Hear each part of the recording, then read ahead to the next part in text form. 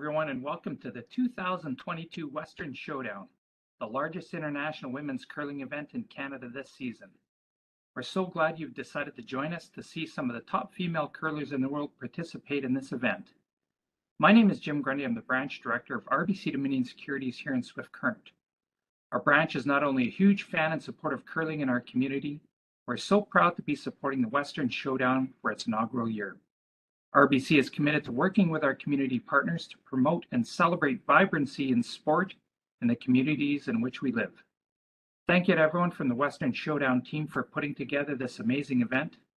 On behalf of RBC, enjoy the tournament.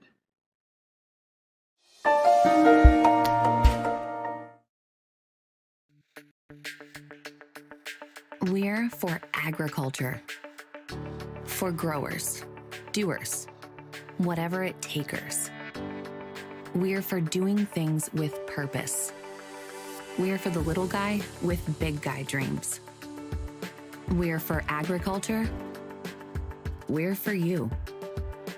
Nutrien Ag Solutions, leading the field. Sasktel Be Kind Online wants to stop cyberbullying. Want in on the action? We award up to $1,000 for youth initiatives that help spread kindness and prevent bullying. What great idea do you have to help stop bullying? Sasktel can help. Go to BeKindOnline.com and apply for a grant today. Together, we can make a difference.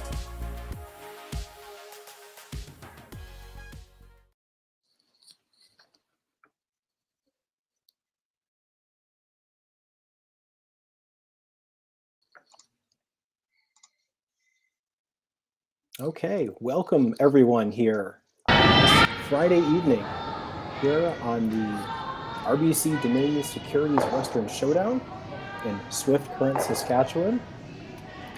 My name is Matt Sussman. I'm joined here by Sean Joyce. Sean, good to see you. Well, good to hear you. I can't see you from where I am, but we can see everything we need to see. We've got the curlers on screen. You sure do. I guess I have a better camera than you. We are here joining us in the this B event matchup between Team Silvana Tirinzoni from Switzerland and Team Amber Holland. Both teams coming off a loss, then a win. Both teams will stay alive if they lose this game. Rather the loser of the game is continue to play. But Sean, what are you expecting from both of these games as we see them start the first end? Well, we've seen some strong play for those who've been with us for much of the action so far over the opening 2 days. And as teams get a little bit more time on the ice, get a little bit more familiar with how each of these sheets run and how the rocks curl, I expect we'll see a little bit more aggressive play and expect that strong play to continue. Looks like we've got an open end here coming in the first. Yeah, you're right. That'll give us some time to introduce all of the teams here. They got underway rather quickly. I'm still trying to figure out who's got last rock here. Looks like, judging by the scoreboard, looks like Team Tirinzoni is going the yellow rocks. We'll have hammer. So we will start with them. So this should not be a team that is unfamiliar to those who have watched curling over the last several years, but it is a slightly different lineup for them. So we have Alina Petz throwing the fourth stones, Silvana Tirinzoni throwing the third stones and skipping, Carol Hovold throwing second stones, and Briar Hurleman throwing lead. That is a new front end for them after their front end retired last year. As we mentioned, they are the team from Switzerland, the reigning Swiss champions, and I believe they're ranked 5th in the world. They do have last rock here in the opening end with throwing the yellow stones. as they're already on third stones. So this one may go quickly, assuming all the shots are made. And overthrowing the red stones, the local team, if you will, although officially from Regina, Team Holland. That's Amber Holland throwing skip stones, Kim Schneider throwing third, Carly Korchinski throwing second, and Debbie Lazinski at lead.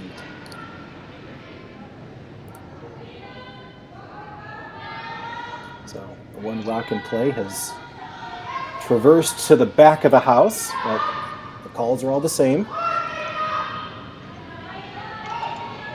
28 teams started play here in Swift Current Thursday morning, looking to be one of the 8 teams still around for the championship round on Sunday. We had one A qualifier determined this afternoon.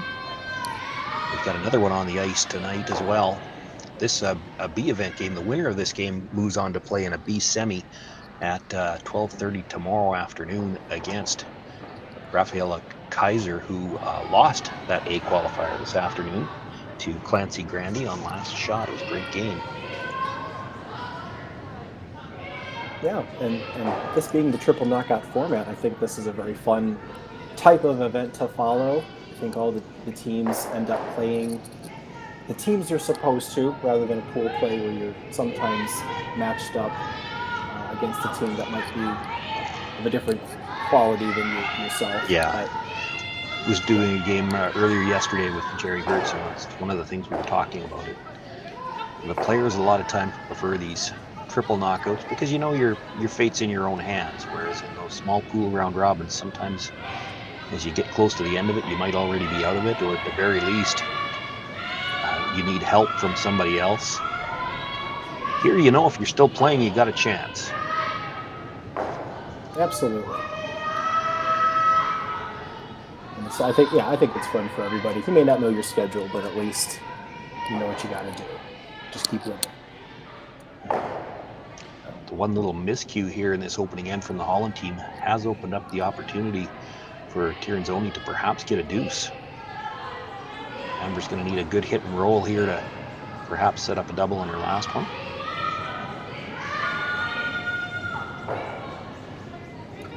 So first skip stone is underway.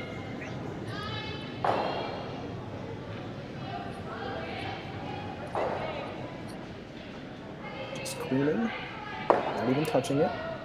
And that will just be a nose hit, but it is shot stone, so they have to deal with it. Probably would have liked to roll over at least a little bit, but it does make it go away. The question will be, how hard do you want to play for the double on your last one in the first end? If it's paper thin, you don't want to risk missing it altogether.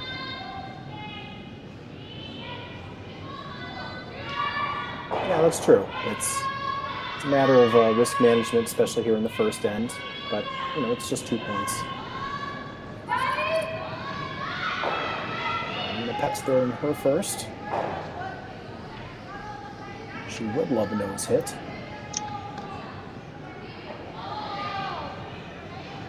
Always interesting to me when we see a situation like this in the first end to take notice of the fact that the two teams playing a hit in the exact same area chose different turns. Yeah, that's right. And Amber again playing from the outside in. This, to me, suggests she's just playing the hit and roll. Try to get over towards that rock somewhere. You could get right on top of it if you hit it perfectly. But I think if she was playing the double, you'd see her come from the other side. Yeah, you're right, because of the rotation and the roll and the deepness of the roll. So I think this is just, making the shot as hard as possible. So the last stone is out of hand. Just to clean from the brushers, nothing else yet. Backing off at the end, she hits and actually rolls a little to the outside. Tirinzoni still sitting one. Opportunity to draw, just needs full 12 foot to pick up her deuce.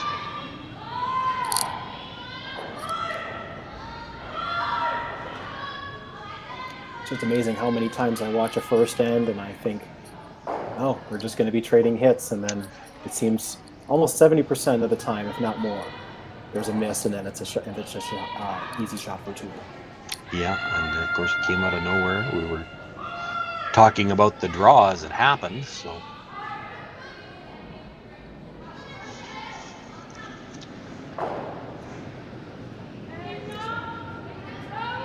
Final rock is out. The first end. Just needs full 12, touching the 8. Sweepers are not particularly urgent on this.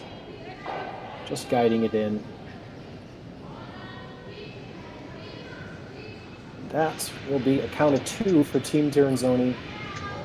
After the first end, they'll take a 2-0 lead with Holland having hammer in the second.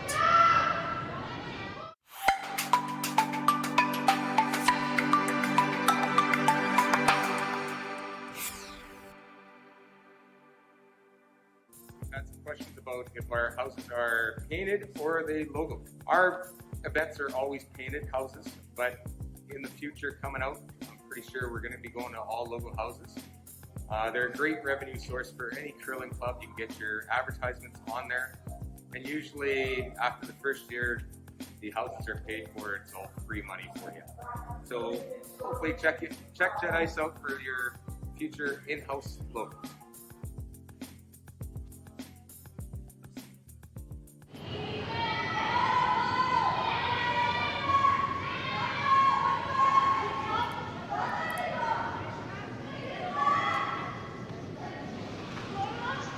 And we're back here in the second end. RBC, and Securities, Western Showdown in Swift Current.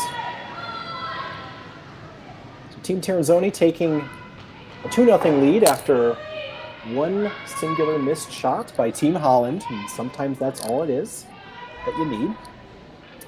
So Tirinzoni going in the house, and Team Holland, as expected, going to throw up a corner guard.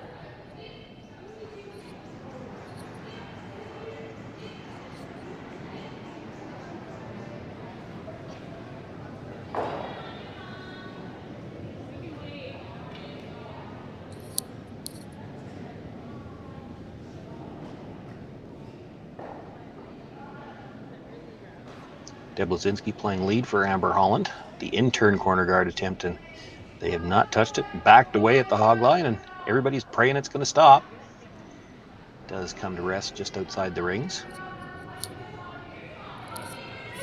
In my experience, hoping that it stops is really not that effective, but it seemed to work there.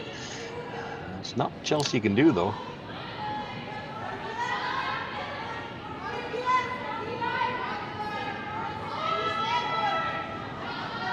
So there are a total of 6 games tonight in this Friday evening draw. I'll let you know some of the score updates, although they are available on Curling Stadium. Just a number of teams from really all over the world. We've got teams from South Korea, Sweden, obviously Switzerland in this one, Japan, and Italy. One in each, which is a really, really fun thing to see. It must be really a rare thing and a nice thing to see for all the fans there. Yeah, out of a 2018 field, there were 13 international teams here when play began. I have to admit, I was on the air this afternoon. There were 4 elimination games this afternoon, so there are 4 teams eliminated, and I haven't had a chance to look yet to see who those were. It's a nice double and roll there. Almost got underneath, but situation looking a lot better for Team Holland. Actually, the one stone moving did enough not to get sit out, shot. but yes, they are sitting one.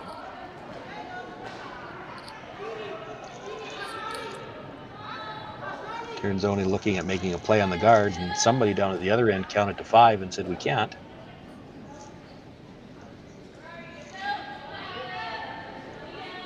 Five rock free guard zone is in play here.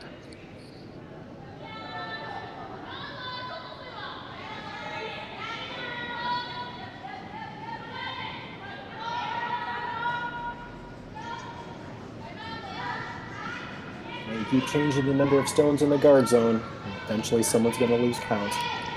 Those good to know someone's thinking about it. So they'll just hit the open stone and sit there. Now they're sitting two. That was a nice shot, and it made it look easier than it really was, too. She could only see just all of that rock. You hit it a hair thinner and you jam it onto your own stone at the back of the 12-foot, probably still buried as well.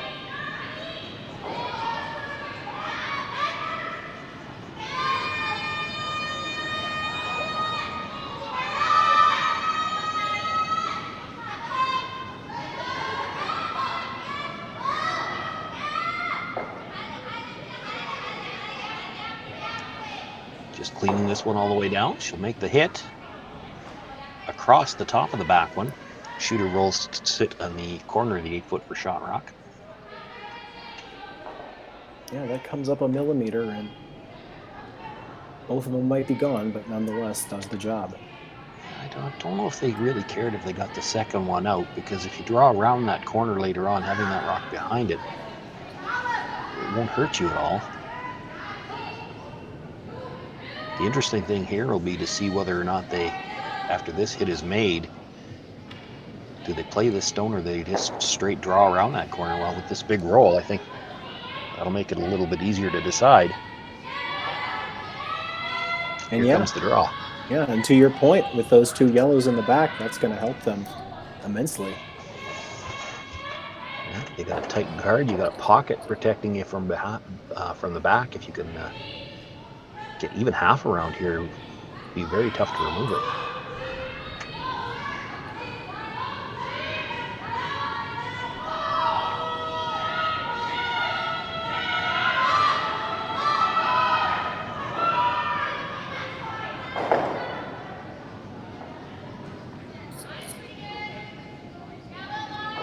I know this Amber Holland team a little bit,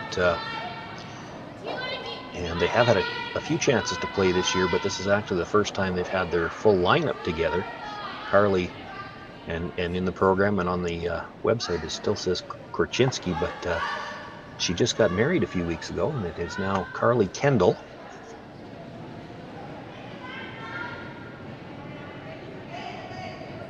So they had all kinds of subs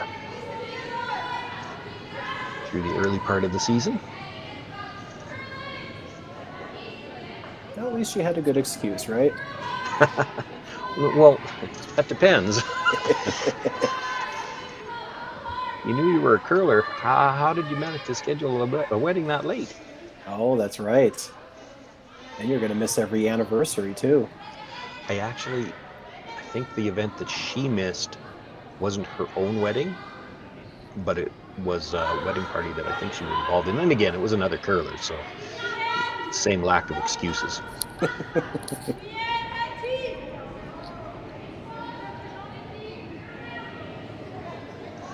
suppose you can then go to Bonspiel's for your anniversary. Maybe she's thinking long term on this, which is typically what you do for marriage. Anyways, looking to come around there, they didn't get the line they were looking for. It sits shot rock top of the 8-foot, but it is wide open with room to roll under. The only question is, that's what you can see Amber looking at. Can you roll under to be shot rock? You need to have a little bite of the 8-foot.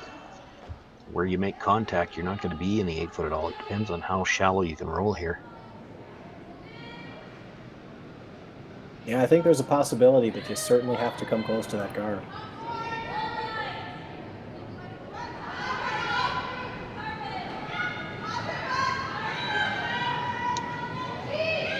Kim Schneider reunited at third with Amber Holland a couple of years ago. Attempt to push it over and roll. I can't tell if that rolled enough. And it's close enough that Silvana's going to have to look twice. I think she pointed at the red one.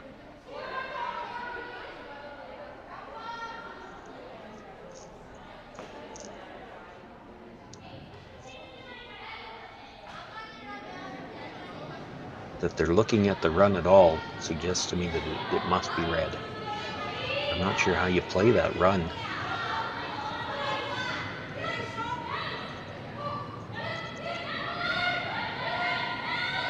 Yeah, you could, but I don't think It's a little risky. Doesn't leave you a lot of options. Looks like they're going to just attempt to draw around.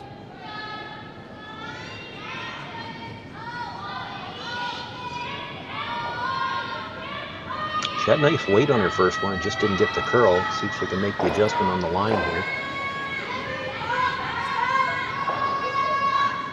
Sweepers have jumped this one early.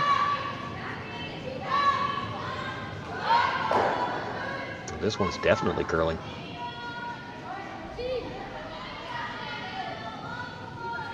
Well, if we were wondering who was shot now before, there'll be no doubt now.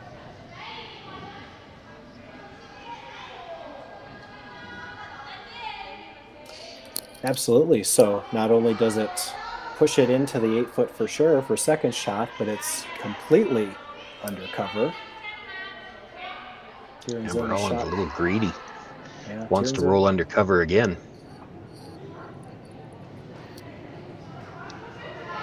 The only risk in this shot is that she's got to come into her own stone to make this, and she doesn't have very far to nudge it before it's not second shot anymore.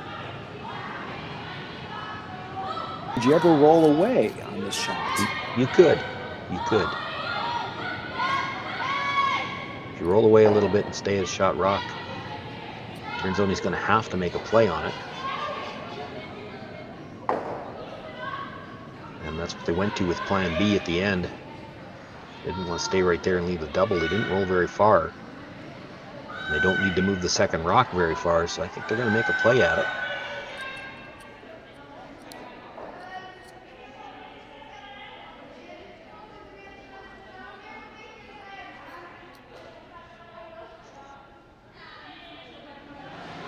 Now, given it's only the second end of a Friday evening game in the B event, but if you needed one person to make a really, really good shot, the person who's about to throw it's high on your list. Lena Petzes. When she joined forces with Silvana, he became a force on the world scene, winning world championships, going to the Olympics.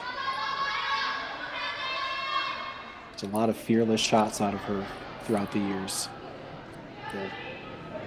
Chance here for possibly a double, depending on where she hits this. Again, doesn't really need to get the second rock all the way out. She needs to move it 5 or 6 inches sideways. She'll be sitting 2 here.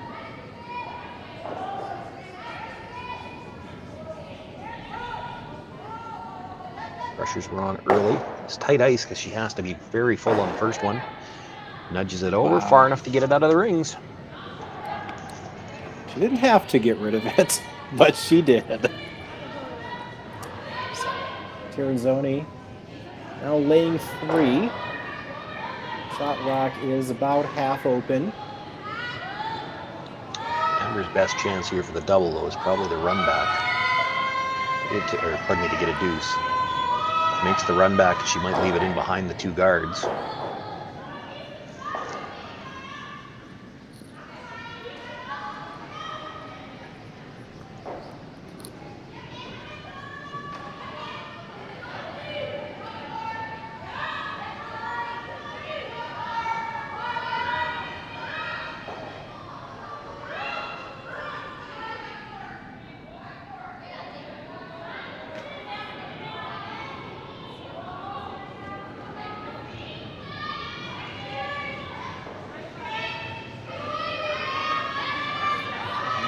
First stone has been thrown.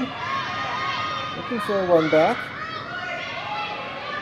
Sweeper looking to curl it a little bit, and they will make contact with a couple stones. Everything scatters, and 2 yellows are gone, and Amber's stone is shot, but it's sitting right in the middle. Yeah, needed to curl just a hair more. Wanted to catch just a bit on the other side of that yellow stone when she drove it back. Wasn't really looking for the double, wanted to stay in behind cover. Does mean she'll have an open shot for her last one, but she'll be forced to try to score a single.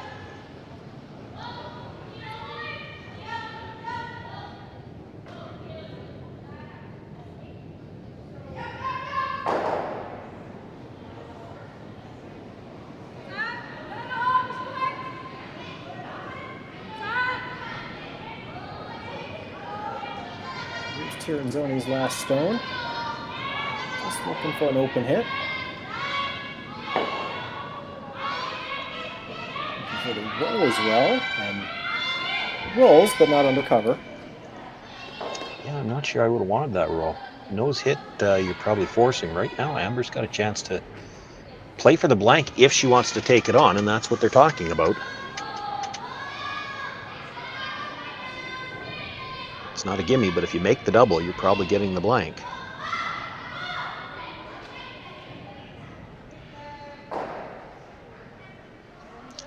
With that ice, I have to think she's playing this quieter, so this is probably just the hit for one. I would guess so. You'd hate to be down 3-0 unless you were really confident.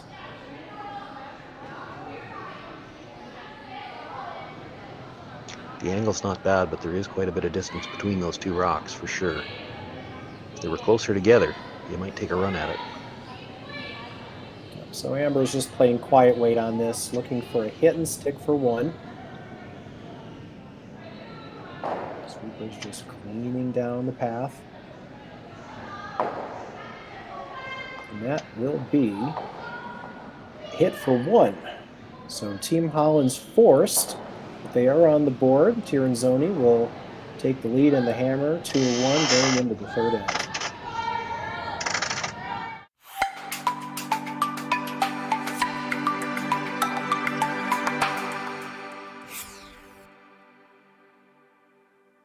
We just got our shipment of logos here in for our next event, which is going to be the mixed doubles. As you can see, there's a few of them. There's roughly 20 logos per sheet to be put in for the mixed doubles, along with a couple extra little dots. But all our logos come from Jet Ice. They are the best logos to put in.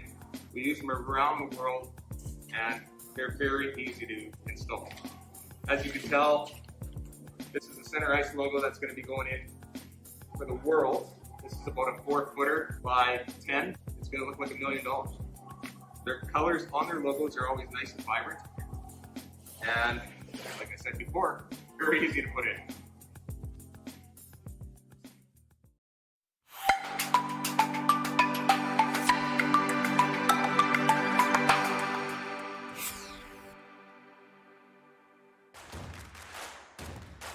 Imagine being able to stream every curling game from every sheet from any event, be it your Wednesday league game, bonspiel, or corporate event.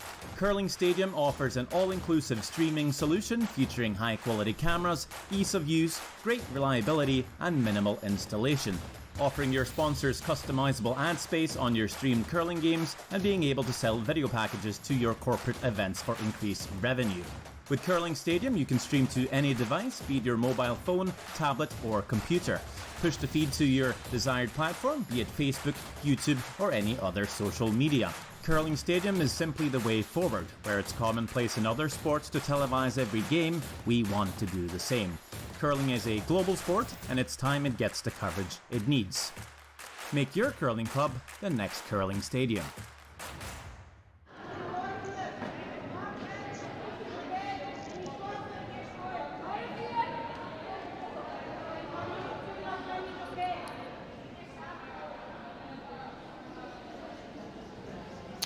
And we're here now in the third end. The RBC Dominion Securities Western Showdown. Team Tirinzoni with the lead and the hammer up 2-1 over Team Holland. As center guard goes up, as well as a come around. We are seeing that more rather than keeping it open, going right to the center. Sean, what's the thought process behind just drawing around? Well, I think for a lot of these teams at this level, you see them start thinking about odd end versus even end very early in the game.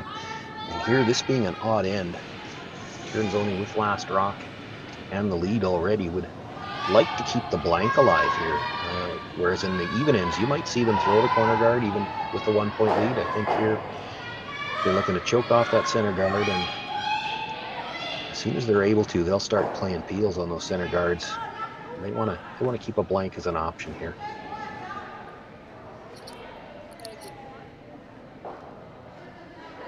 Freeze, it looks like a freeze attempt comes up a little bit light, so now there's another guard in play, and with the 3-guard zone being still active, they're just going to go around all of that, drop another one. 2 guards for the Holland team, which is, you know, great when you're trying to steal, but they're in a position where on the next stone, fairly routine double peel.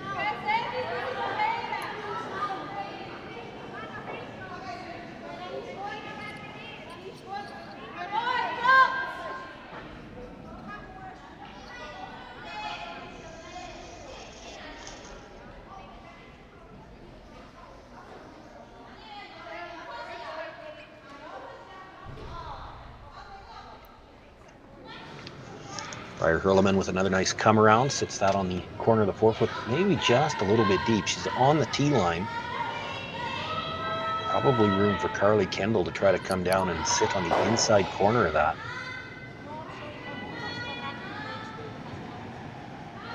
Yeah, we mentioned earlier, Team Tirinzoni is playing with a slightly new lineup.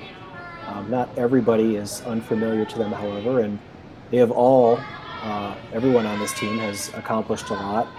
Their second, Carol Hovold, was the alternate for this team for many years, and to her name does have 5 world championships as an alternate, but this is her first time on the Tirinzoni team as a full member of the front end. So with their old front end, both lead and second retiring, this is still a team, they just, in Switzerland, they just keep finding really good players and loading them up, and they're always a force.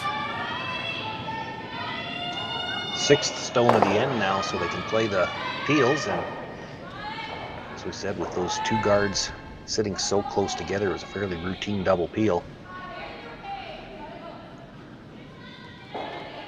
Silvana Tirinzoni wanting to keep the blank alive. She's now got all of the play in the house.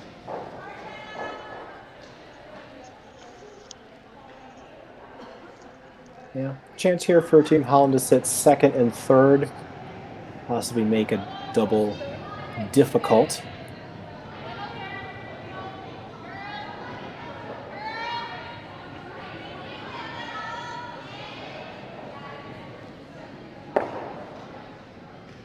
This would be a hit and roll out, so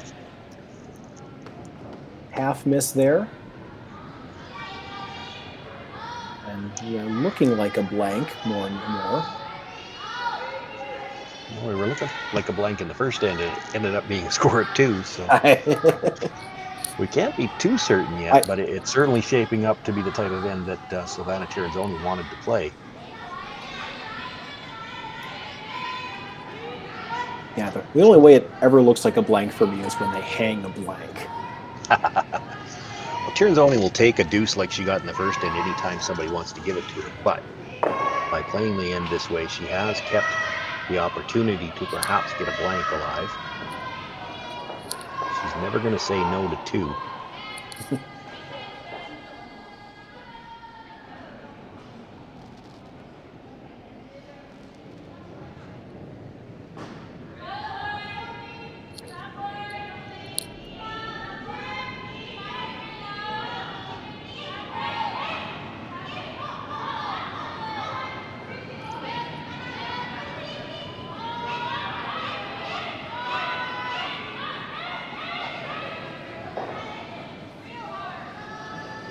Talked about what happened in that first end, and there's the same thing here in the third.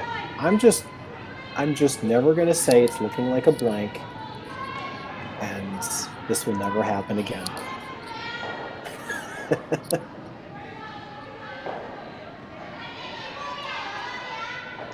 Well, you could just kind of sense it the way they jumped the sweep out of her hand.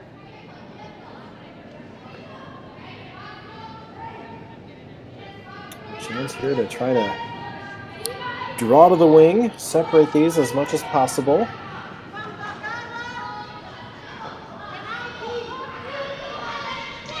I did see Amber talking to Carly after that shot. Now, we don't have mics on the players, can't hear what they're saying, And I'm trying to think back to remember which stone it was that they missed with in the first end. But it does make you wonder if they're questioning perhaps they've got a cutter.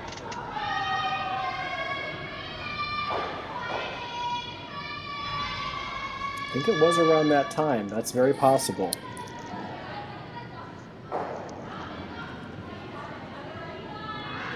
The draw is made, but it is a little bit raised up. There's a chance for a hit and roll here, possibly a double. Get out of this. At the very least, you want to group the stones here and have a shot at perhaps an easier double later on for Amber. She Boy, does nice hit and roll roll there. Rolls just far enough that Tirinzoni can't try to roll back to the open side. She'd have to put it onto her own stone that way. So she is going to have to stay on the same side of the sheet as the rock sitting on the edge of the button. May leave a double.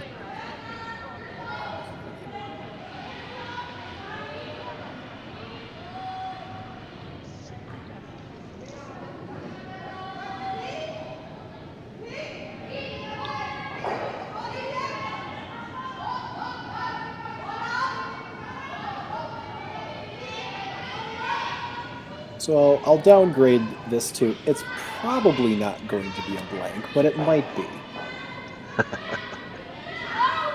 don't even know if I give you probably yet. It really depends on how well she can make this roll. It is going to be tough to not leave a double on this shot. Holland's going hard on this to keep the line and roll it over. And she just squirts the red out, but they still Actually made contact with the yellow on the way by. Didn't move it very far though. yeah, that was a quiet hit to roll as far as they wanted to. So chance here for Amber. This will be her chance to try and make the double.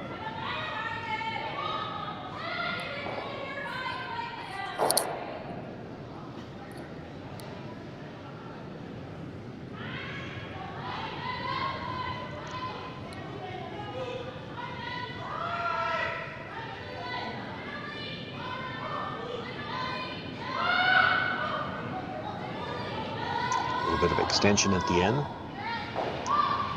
Deb Lazinski on the brush cleaning. Now they're going from the other side, so they must be looking for some curl here. Needs to come up. She'll make contact, but just jams it onto the second stone. Yeah, so back to the open draw. Love this to land on the tee line.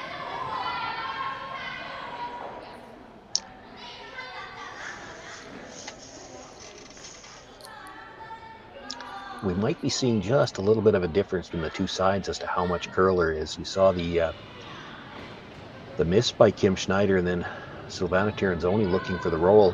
Both of those stones over curled, but they were playing out turns. Amber Holland playing the in turn, didn't curl up to that stone. So you might be seeing just a little bit more curl on the out turn going in this direction. That's not uncommon. Right out of hand. Here comes Tirinzoni to help. Once you know you've got rings, you don't want to leave an angle for a double. Yeah, they got it on, but it is pretty steep.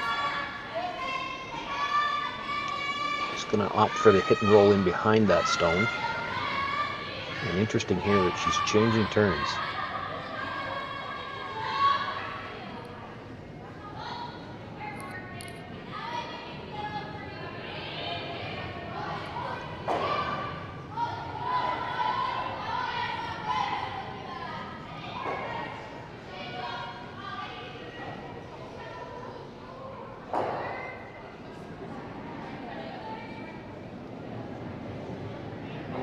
Holland's last, looking for the hit and roll.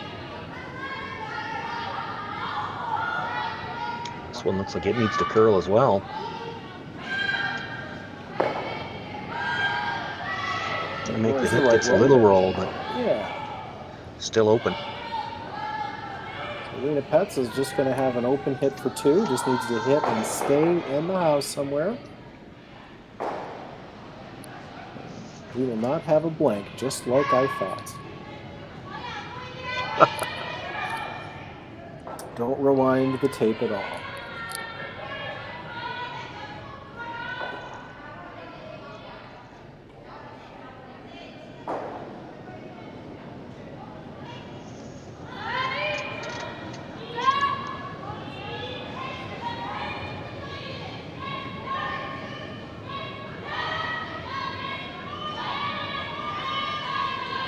Cooper's just escorting this down, and shot is made, and that will be 2 more yellow rocks in. That will count. Team Tirinzoni jumping up to a 4-1 lead after 3.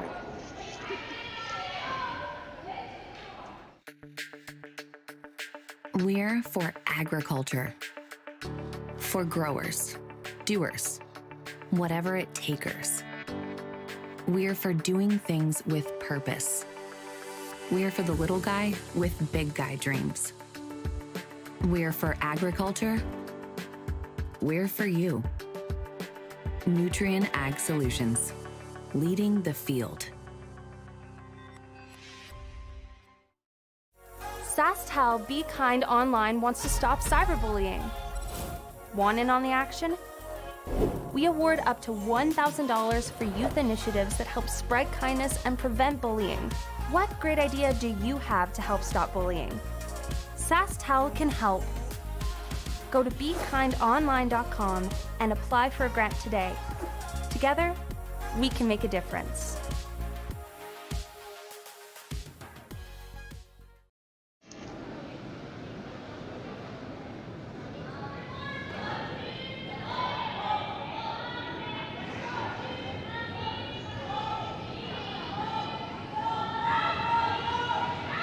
Here now in the 4th end of the RBC Minions Securities Western Showdown here on Curling Stadium.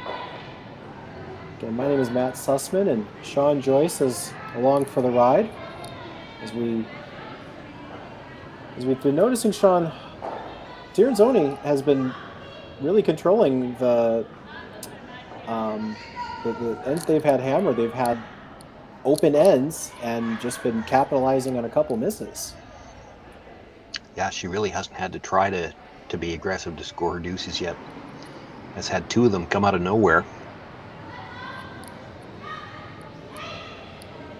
You don't count on that, but you certainly appreciate it when it happens. You haven't had to really put anything on the line yet. You've got a 4-1 lead here as we play in the 4th.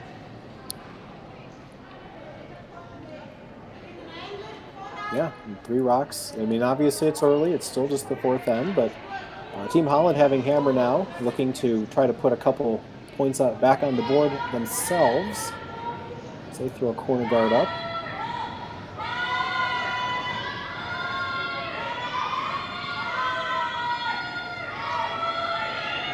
First stone of the end did come a little deep. It's that stone you see at the back of the 4-foot. They get that one to the top 8. Just the 4th end. If this was a little bit later in the game, you might see the 2nd corner guard. Or had that one slid deep as well, you also might have seen the 2nd corner guard.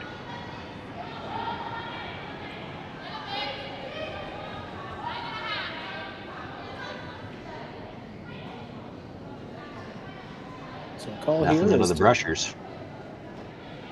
to make a play on the stones in the house. And they'll just nose it. We're looking to hit and roll towards the corner, and that would have cleared that back stone, but jams it. Still behind the tee line, but it does have a good piece of the button now.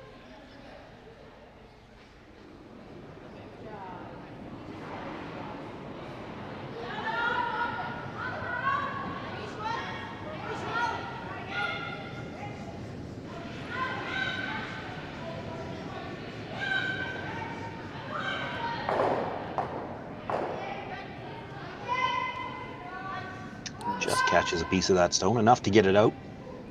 Loses the shooter. Yeah, had to sweep to make it curl just to clear it. And that will give Amber an opportunity here. I think she's going to call come around on the wing. Yeah, they called the come around. Prepared to ignore that stone at the back of the button for now.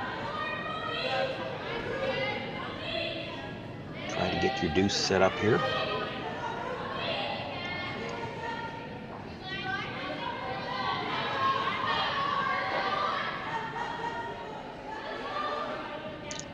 Are staying close. That usually means they're just waiting on a line call, and you can see there a lot of room by the guard. Nice weight, but that's going to stay completely in the open.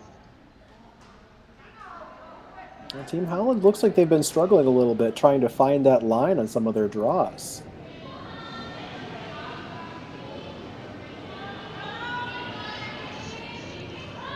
Weight hasn't totally been an issue.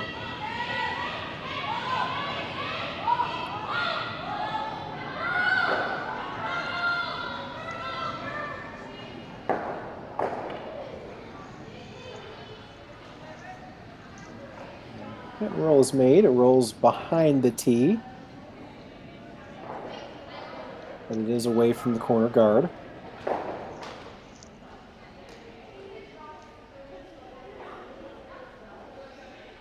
Amber Holland looking for the corner freeze on shot rock now, and you put this on the corner, that stone that just rolled over will be in the way if you're going to try to blast it out.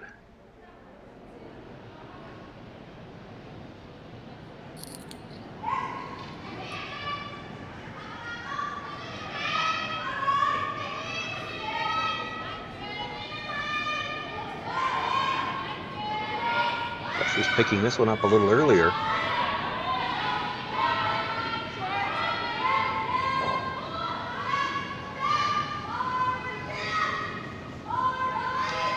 And this one is curling too. Doesn't even reach the house. Now that time I think they did have the line, probably just barely, but yeah, 6 feet light.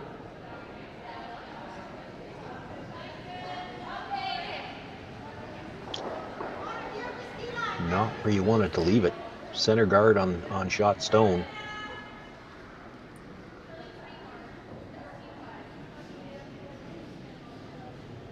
Looking really quickly at all the other games on this draw, all the other games are B-event matchups with the exception of Team Beth Peterson and Team Gim from South Korea. The winner of that will win the A qualifier. All other games pretty close.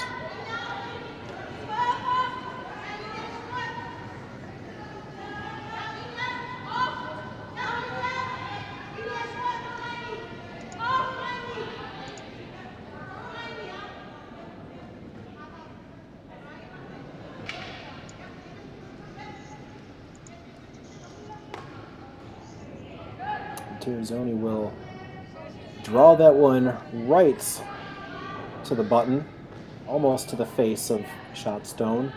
And so now they are laying 3, 2 of them under cover, and Wonder looks like she's considering the run back. I think it's all she's got. Those two stones so close together, hard to get them both out too, but you'd at least like to get one of them out and pop the other one off the button somehow. The other problem is, in order to even be close to this, you're still going to have to leave a guard near the center line. Not going to roll very far off if you're making the run back. It's still backing up. Might have been just a little in out on the release there and straightened that one right out.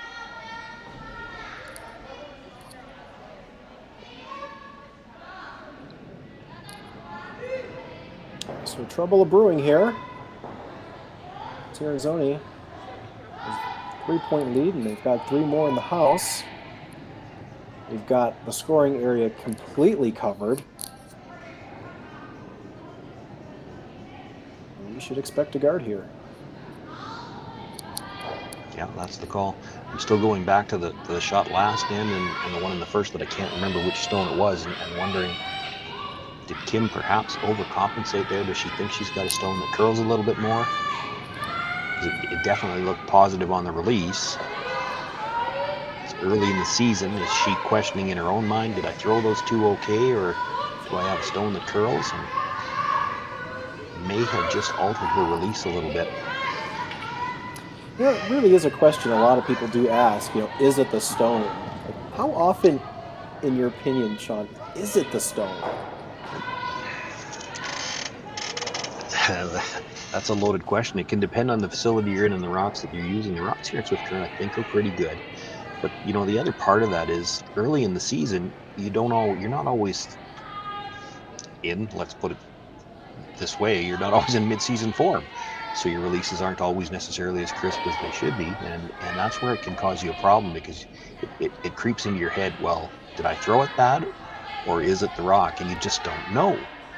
And if you think it could have been you might see her overcompensate. And now if it was the rock, you really don't get a good read if you keep changing your release. Not going to be able to play the run back here, so she's going to look for quieter weight, try to come down, sit on the face, and tap the back one a little bit. This is a much more delicate shot.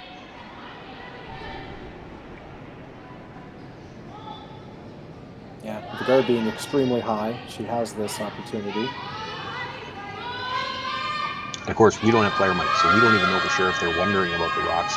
And I honestly can't remember if it was the same shot in the first, if it was the same rock in the first end that it was in the third. So I'm just speculating, because I did see a conversation after it was missed. It's usually the kind of conversation that happens when you say, well, is that rock just curling more? Mm-hmm. Nice shot there. She makes the tap back, leaves her shooter angled. Yeah, I don't think that red rock's leaving anytime soon. It is second shot, but it's in a wonderful spot. Well, if you just straight up guard it, Amber's got a shot to pick out shot rock. Granted, it would only leave you sitting one, but a moment ago, it didn't look great for even scoring here.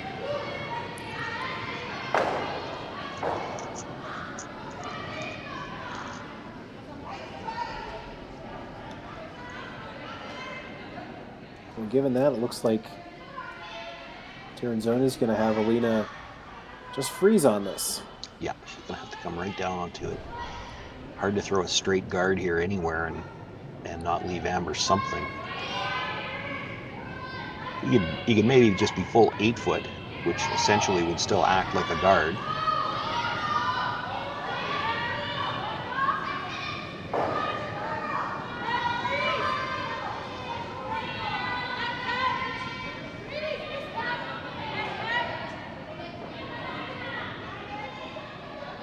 Keepers have backed away from this one a little bit. Now looking for some curl, has to get close to the nose. Gonna just rub off of it, and that might have left a chance for Amber Holland to perhaps make a double and sit 2. The other option, could you ever just hit and roll in front of it? Would you still have a shot for your last one?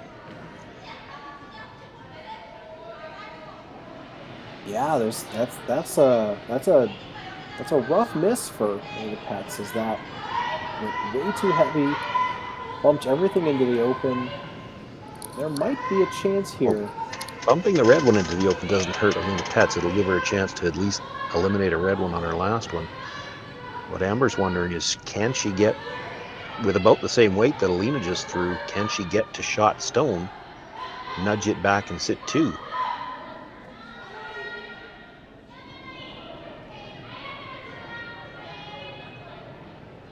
I would have to think if they're looking at that, they would look at playing the same turn that Alina just threw. There is a chance you could just rub off of the third shot stone and still make it, but you can't hit that third shot one very thick, or you're not going to push the shot stone back.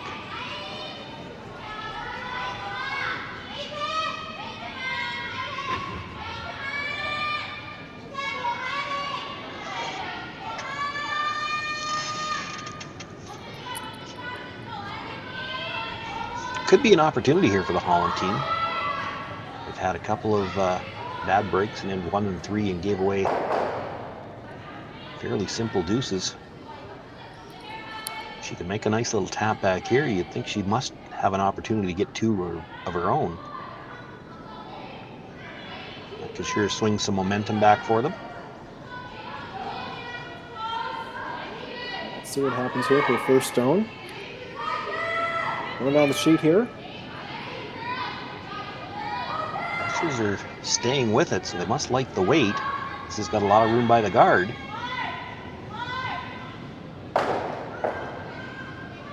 They'll make contact with the third shot stone. It sits on top of the shot rock, but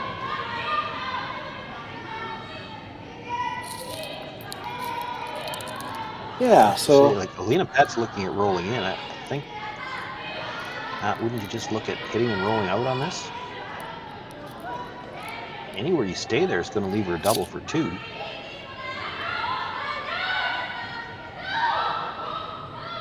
yeah, you're right. I think The shot she's got left right now, if you just roll out, is very tough. It's the same shot you just played, and it didn't curl enough. yeah, and you also want to be careful. You don't want to hit this too thin either. Yeah, you hit it thin, you could conceivably pop the shot rock out a little bit on your own.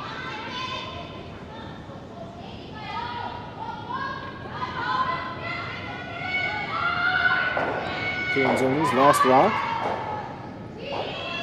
They put the red in a good spot.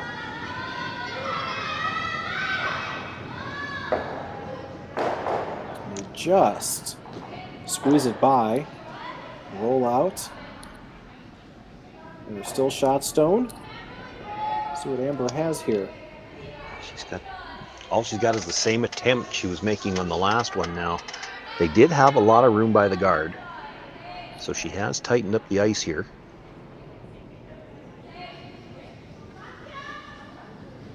Chance here to throw maybe back house weight. Yeah, the weight on the last one was fine. It's just a question of finding the line.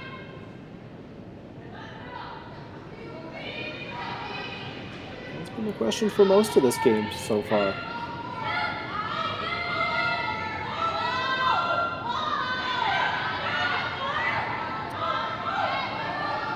Here comes hammer. Trying to read lips. I think Carly's saying it's got a little bit more weight. It's tighter by the guard, but if she's got more weight, it's going to have to curl a little bit yet. Makes the bump, catches the second one, and does move it far enough to pick up her deuce. Great shot by Amber Holland to close out the fourth. Wonderful shot. So 4-3, Tirinzoni at the break.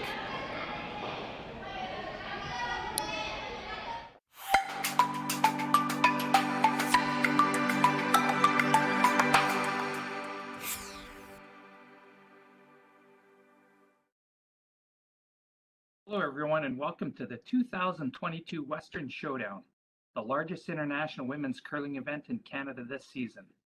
We're so glad you've decided to join us to see some of the top female curlers in the world participate in this event. My name is Jim Grundy. I'm the branch director of RBC Dominion Securities here in Swift Current. Our branch is not only a huge fan and support of curling in our community, we're so proud to be supporting the Western Showdown for its inaugural year. RBC is committed to working with our community partners to promote and celebrate vibrancy in sport in the communities in which we live. Thank you to everyone from the Western Showdown team for putting together this amazing event. On behalf of RBC, enjoy the tournament.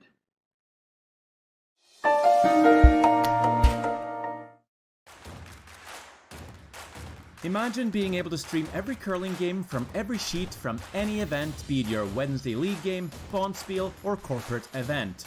Curling Stadium offers an all-inclusive streaming solution featuring high-quality cameras, ease of use, great reliability, and minimal installation. Offering your sponsors customizable ad space on your streamed curling games and being able to sell video packages to your corporate events for increased revenue.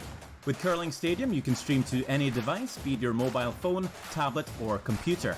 Push the feed to your desired platform, be it Facebook, YouTube, or any other social media. Curling Stadium is simply the way forward. Where it's commonplace in other sports to televise every game, we want to do the same. Curling is a global sport, and it's time it gets the coverage it needs. Make your curling club the next Curling Stadium.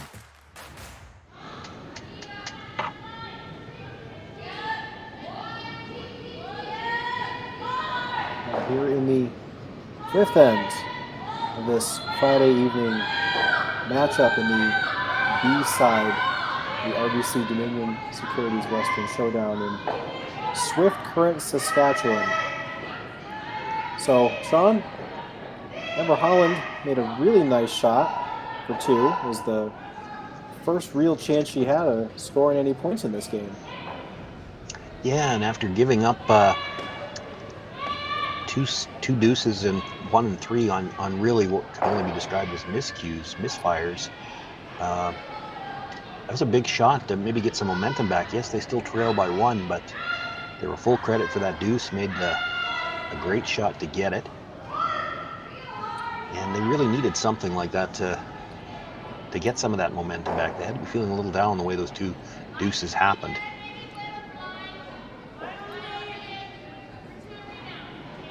Yeah, that was a classic skips deuce. That can always turn the momentum around. But Tirinzoni's team, they've been rather sharp.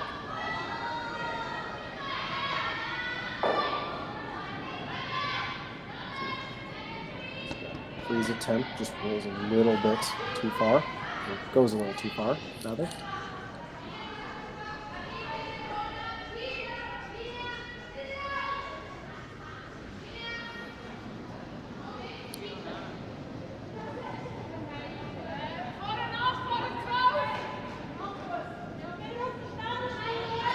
So once again, all the action in this game is sort of going under center, back to what you said earlier.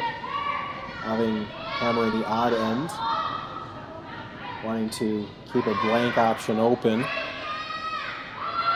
Yeah, nothing has changed for Tirinzoni here. She's always had the hammer in the odd ends, and she's not real interested in pushing the play in the odd ends.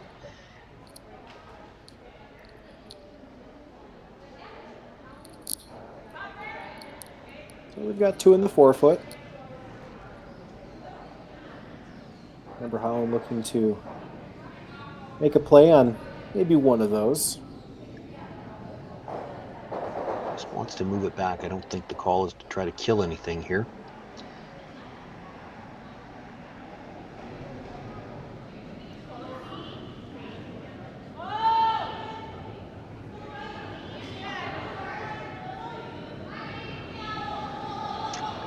She might have the weight to kill something anyway.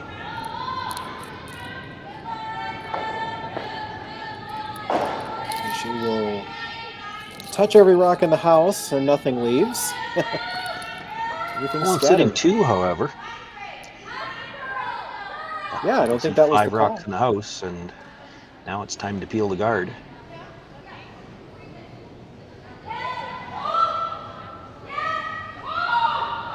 You'd love to clip that, with his second shot on the edge of the 8-foot on the way by. So we did see Silvana lining it up, but it's not critical to get that one. You just want to get the guard out of the way for now.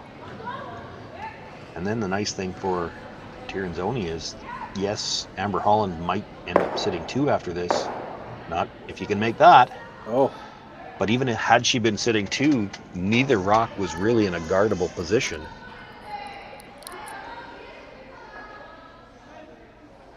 So now Amber's got to look at damage control.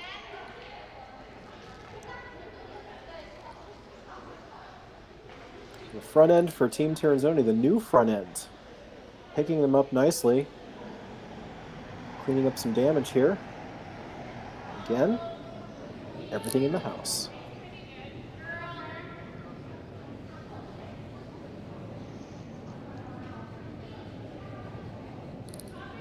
Sweeping for some curl here. Makes contact just barely and enough to get it out the back, though. Yeah, it seems like we're just seeing a lot of overthrows, Sean. What do you think?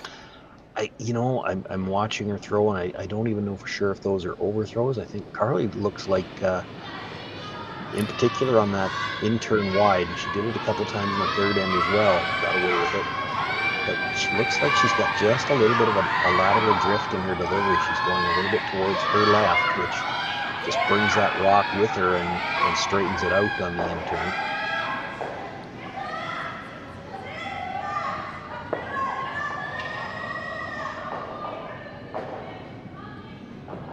That one just hangs on enough to...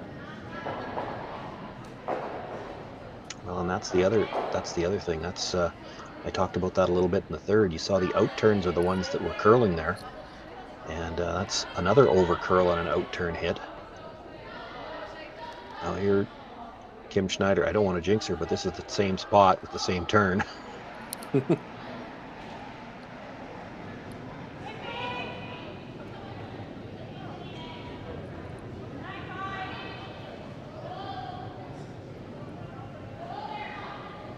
Not much from the sweepers on this. She does get a piece of it, and everything's spilled out.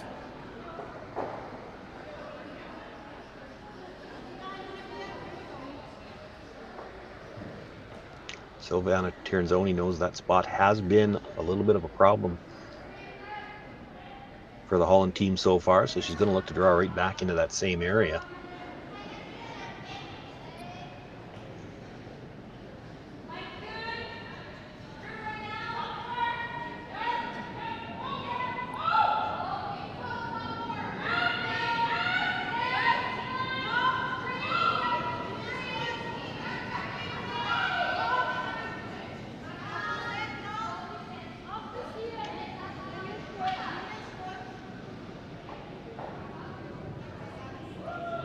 A little bit of early panic by the sweepers, but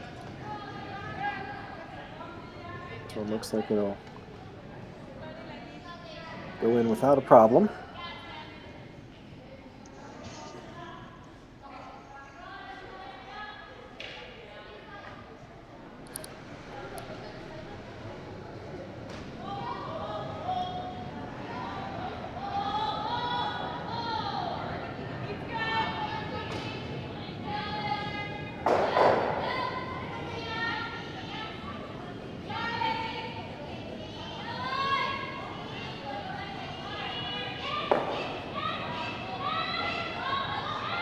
This time she curls across the face, does manage to hold the shooter though.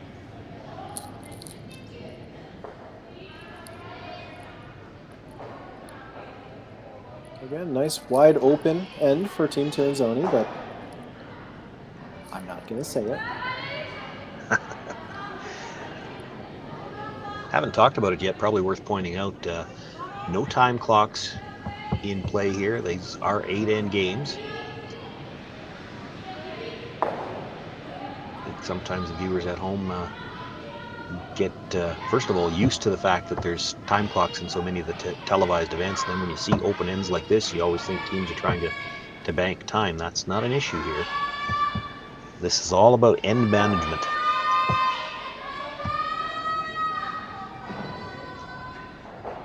I'm of a past generation of players myself, so we thought about it in, in an 8-end game. It might have been 6, 7, and 8. You were worried about it. These top teams in the world right now, they're thinking about it from the first end. They want that last rock in the even ends if they can manipulate it to work that way.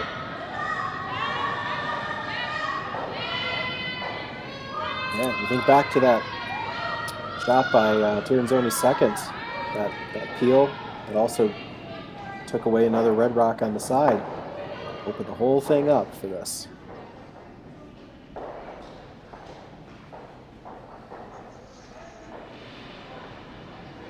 Seconds don't always get a lot of love, but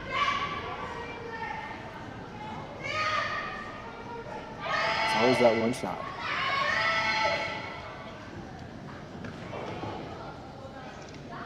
This might be the first one that I can remember anyway, playing on this side of the sheet that somebody's going at it from the inside out.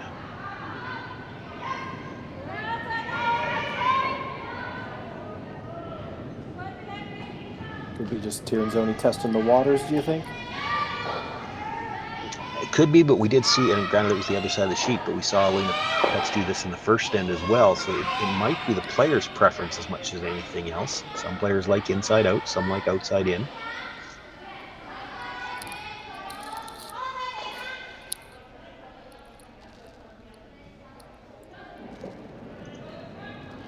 Oh, the same shots made. And there's Amber's last.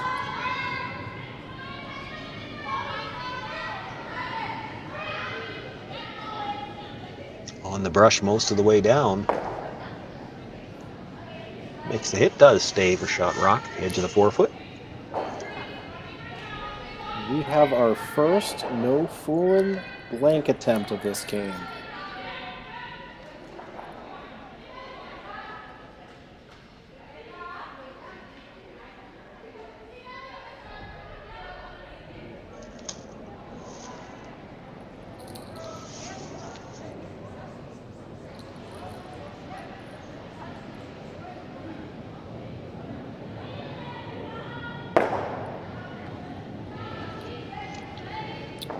And that will just get out of play, and Team Tirinzoni will get their blank. They will hold on to the hammer as they go into the 6th with a 4-3 advantage. Saskatchewan, you know Sasktel because we're everywhere. Because being everywhere keeps us connected to you. With Sasktel sponsorships, we get to be part of your community. We're here with you, and we're here for you. It's easy to get started. All you need to do is apply.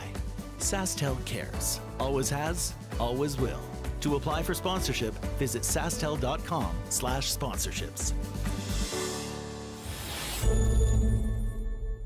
We just got our shipment of logos here in for our next event, which is going to be the mixed doubles. As you can see, there's a few of them. There's roughly 20 logos per sheet to be put in for the mixed doubles, along with a couple extra little dots. But all our logos come from Jet Ice. They are the best logos to put in.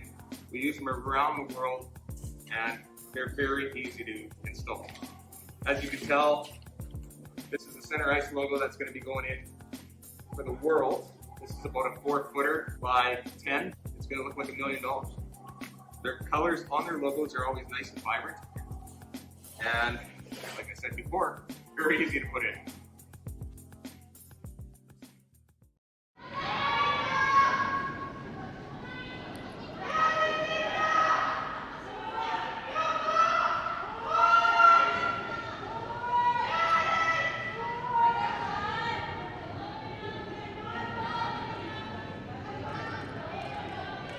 We're here back in the 6th end of the RBC Dominion Securities Western Showdown in Swift Current, Saskatchewan.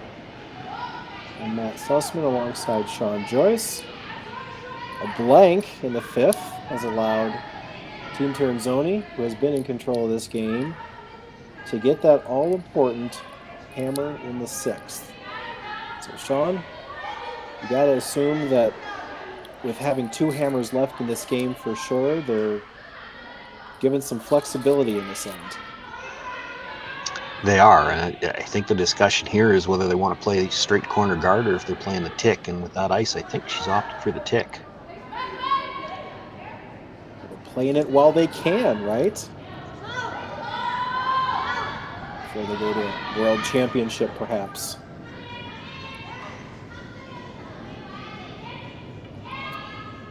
Just slides by it. Does have enough weight to get out the back, though.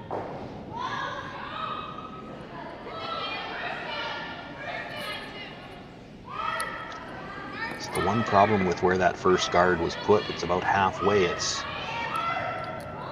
tough to throw a second center guard now and get any separation. So looking to come into the rings.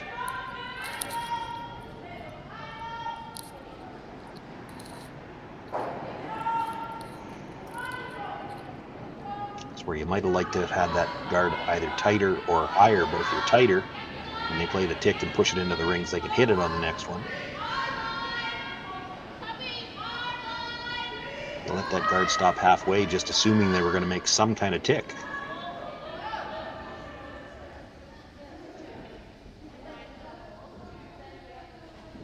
Yeah, you can assume in certain games that the tick will be made, but obviously there's no such thing as a gimme shot in this sport. So guard is up, and the rock's in the house. So Tirinzoni here looking to possibly play another tick. She's calling the tick now. If it went by with the same line, you can actually make a play on the shot in the house. Looks like she's got a little less weight this time. Gets by, so she will clip the one in the rings.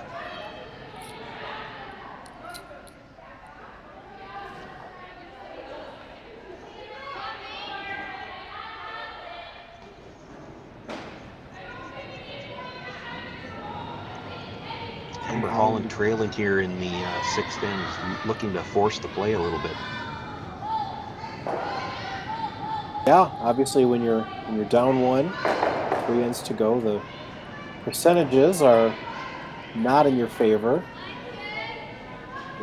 Curling Zone's analytics, you can always look at the odds based on the season's history of all of the events, what the likelihood is of winning. If you look at being down 1 in the 6th without hammer, chances are low, so you have to try to steal. As this one's going to come up a little bit light and maybe be in the house, but it's certainly third shot. Well, it's also the 5th rock of the end, so now the peels can start. She's got a couple of ways she can get rid of 2 reds here. She's going to angle it towards the one that's shot rock. If she gets a little thick on the first one, she probably makes the double on the one that was just thrown. Love to make 2 red ones go away here. Just drives it over the top.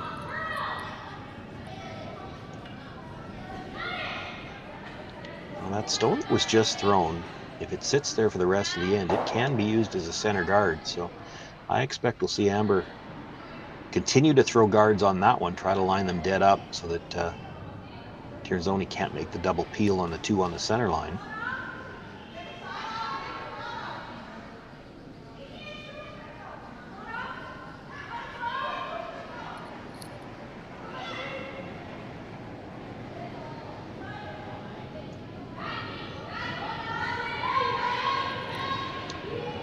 Continue to make this guards, it becomes a bit of a game of cat and mouse. Tirinzoni at some point in time will change gears and try to score 2 on you.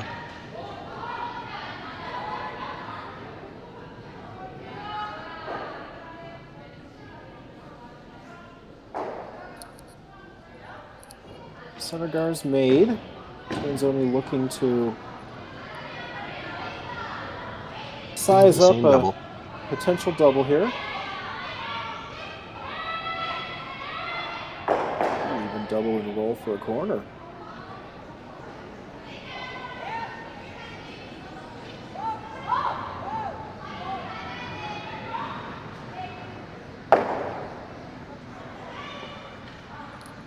Just gets the straight peel. Yeah, nothing wrong with making the simple shots. You know, they have the advantage in a number of ways. You just have to wonder about the timing here, and that's Amber hesitated here. I think you got to throw 1 more guard anyway. I think you will expect Tirinzoni to peel it 1 more time, but when you get down to 3rd's last stone, would she peel it again, or would she play the hit and roll and sit 2?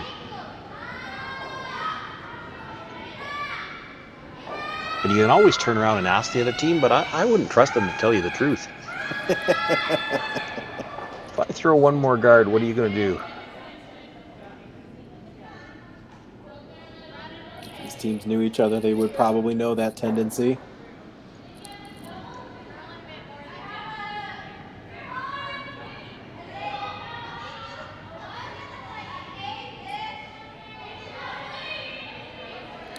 There's the 1 more guard. Lined up pretty well. Yeah, I was pretty sure she'd peel it on this one. It's the last 3rd stone that I'm not as sure about.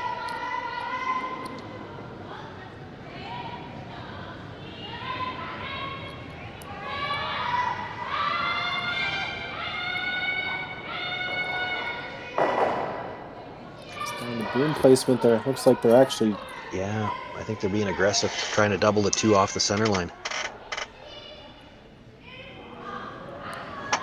And they'll take the other one if they have to, but they'd like to get the 2 off center. This one's drifting a little bit.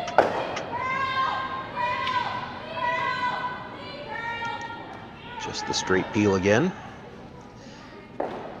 And I think Amber's thinking the same thing I am. You throw 1 more guard, she's going to change gears, so time to sit 3.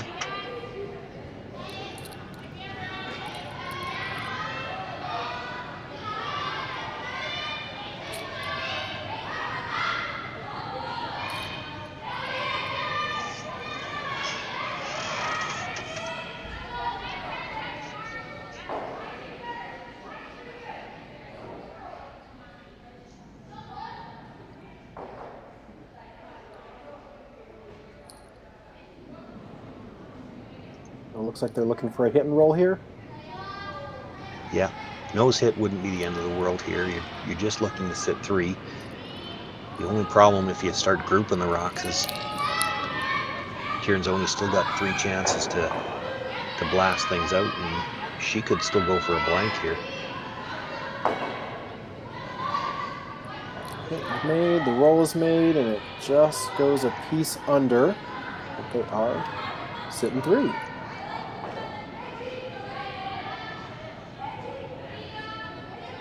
You know, the straight back double looks so easy. The problem with it is if you make it, your shooter stays as a guard, she comes around it. So they're going to look to drive it over the top, I think. They'll play the 2 on the center line, but looking to drive it over the top, which will roll the shooter out as well.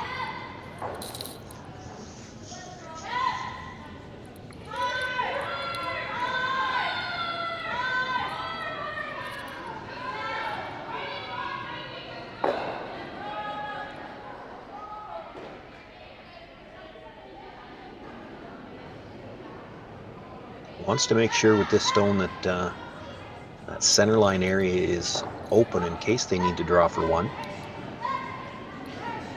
That over curls on them.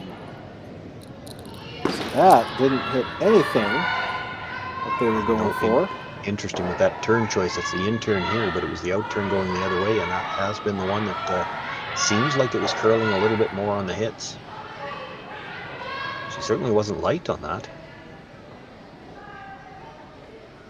No, that's not really where they were looking for at all. So that stays. No, she was trying to hit half a rock, and that got up just a little bit past the nose.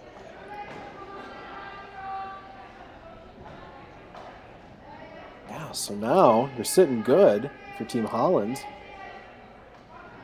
1 rock under cover, another one on the side. Yeah, I don't love. She's talking about guarding shot rock. The problem with that is Alina Petz is going to play the run back yellow onto the red and try to make the red double. The guard's not going to take anything away.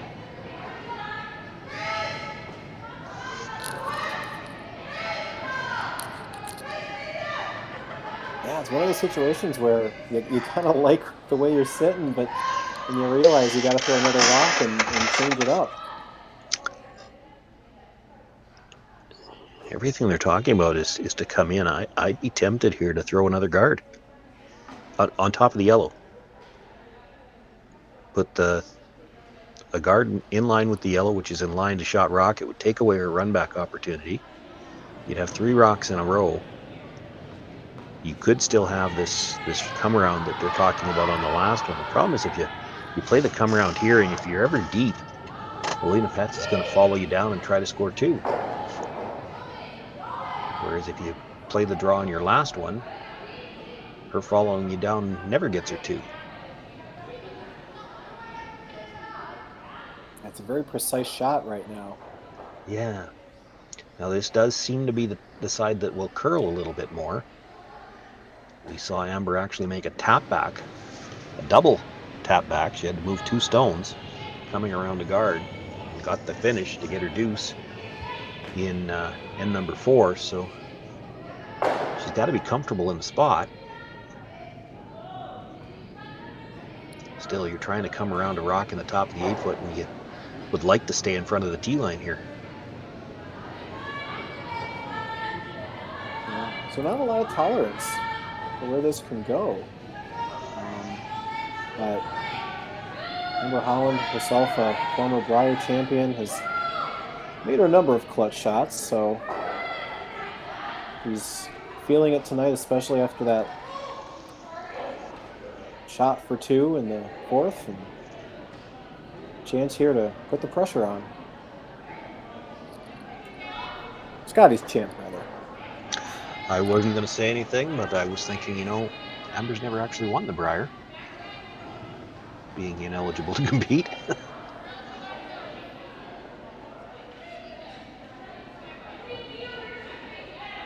Got nice line coming in here.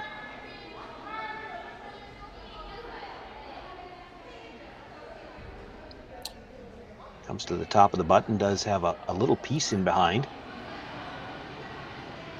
Alina Petz could make a play on it, but she won't be able to get behind cover.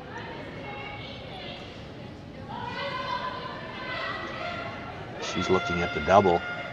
And I think part of her thinking, and she's not signaling it with the broom, is that if you do make the double, there's a chance you could spin up under the guard as well.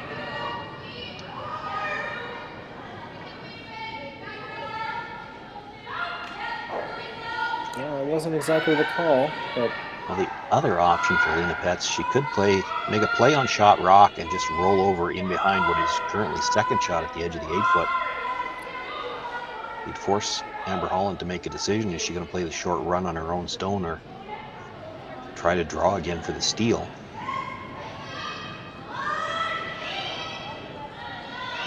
Could still play the run back as well. Boy, if you could ever stuff the run back, yellow dead onto the red that's right behind it, you would double off the one on the button. Now, you wouldn't be shot rock, but you'd be buried.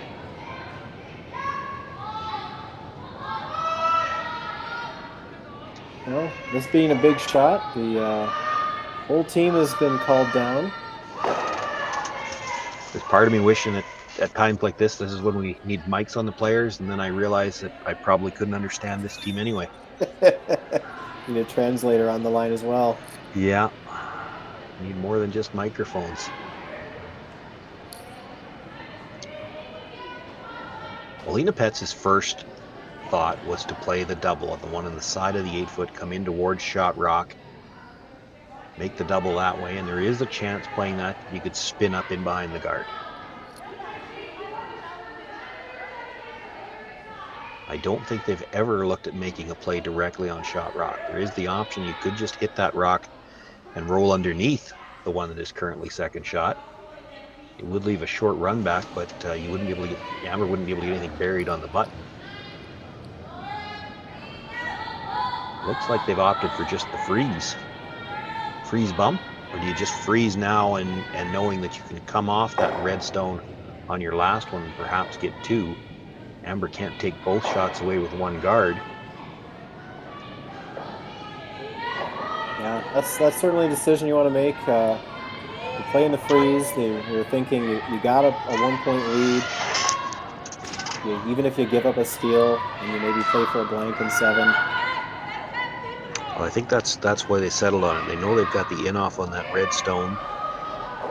And if she guards the red stone, well, they're going to end up with the shot that I was talking about. Needed more weight. They just pushed it in behind the guard is all they've done. Kind of halfway. That makes the chip shot a little bit tougher.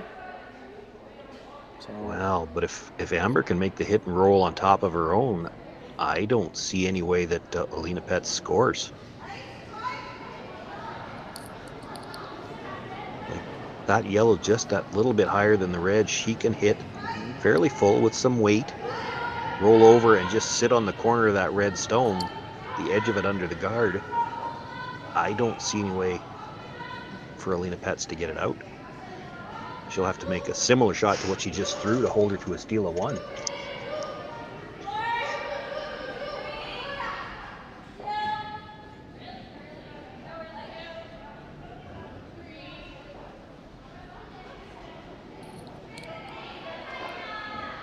A sudden turn of events here. I mean, Team Holland has been sort of controlling this ends, but they have a really good chance here to...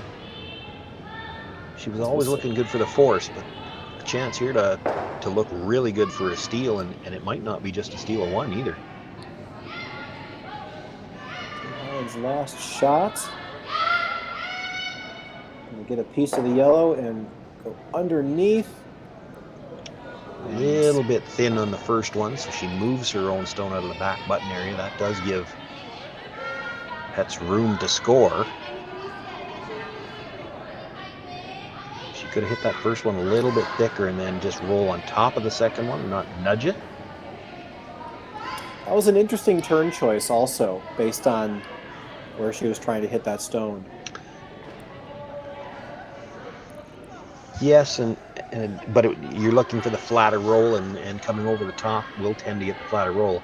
It does mean she was using the side that so far has appeared to curl a little bit more, and she did over curl that one just a little bit. This shot still has to be made though, and for Alina Pets. She overthrows this a little bit. May not make contact with that stone at all. She underthrows it, might not move it far enough, so there's still a chance for a steal of 1. Delicate shot here for Alina Pets. Team Holland counting 4 right now. There's never anything automatic when you're facing 4. Rushers were on it early. Now they've had to back away, and it's just the one sweeper going, looking for some curl here. She'll get down to it and nudge it, but doesn't catch enough of it. Pretty much the same result as her first one. So, after being down 4-1, Team Holland steals a point, knots the game up at 4 as we go into the 7th end.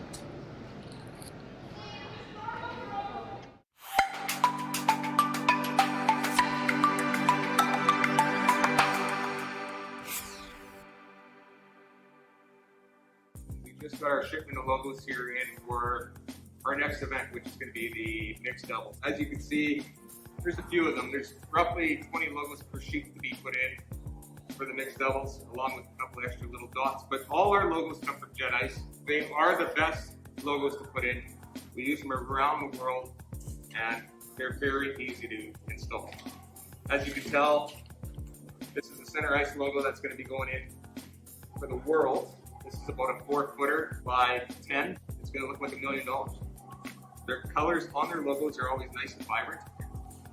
And like I said before, very easy to put in.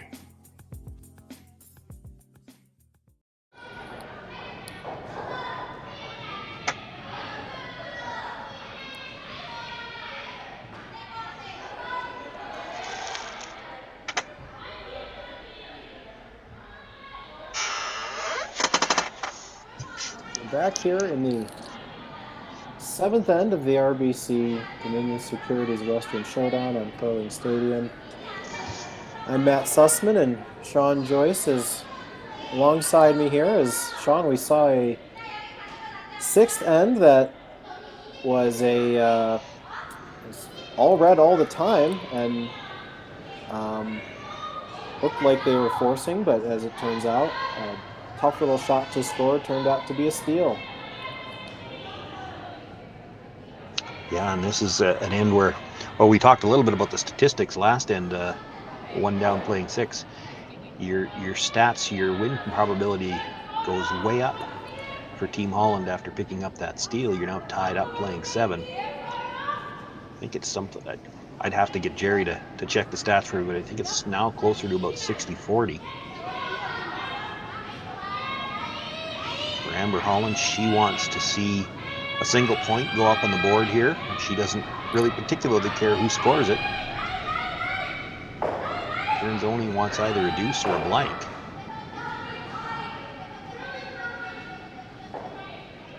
So yet again, all the play going into the middle.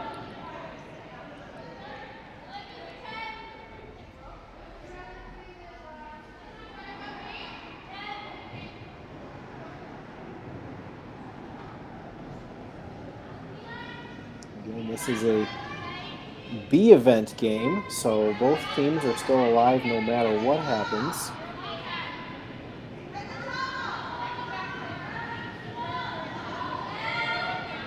Winner of this game will go on to play Team Kaiser of Switzerland tomorrow afternoon. The loser of the game will drop down to the last chance C event at 9 a.m. against Team Penny Barker. Oh, 9 a.m., that makes it sound even worse. That's the beauty of a triple knockout. You're not only playing to stay alive, but you're playing for a better time. Well, nothing to say that there's anything wrong with 9 a.m., but when you got the 8:30 draw the night before, oh yeah, 9 a.m. comes quick.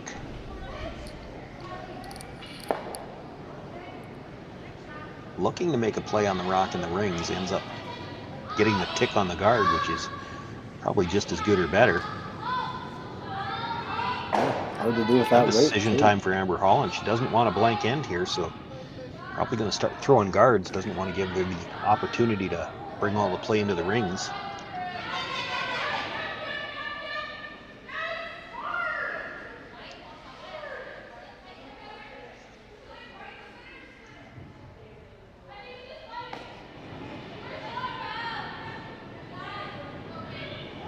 This is always the problem when you don't have last rock in an end like this, is you want to force, but you want to be careful not to force them to 2 or 3.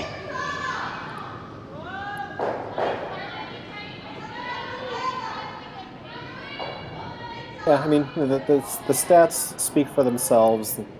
It does say a lot in terms of what position you want to be in. But, like we've also seen in this game and in many other games, there is no guaranteed win when you've got hammer in the last end. It's what you want, but there are opportunities for both teams to score and win in either situation. But yeah, so far so good.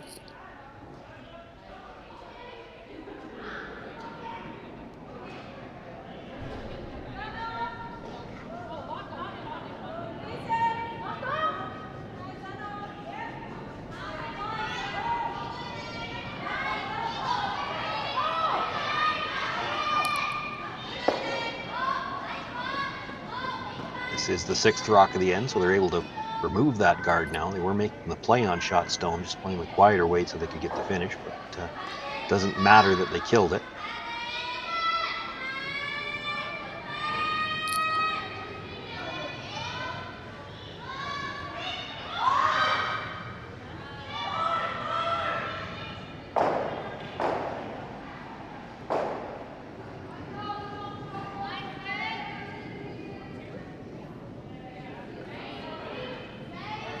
Carly Kendall being asked to replace the guard.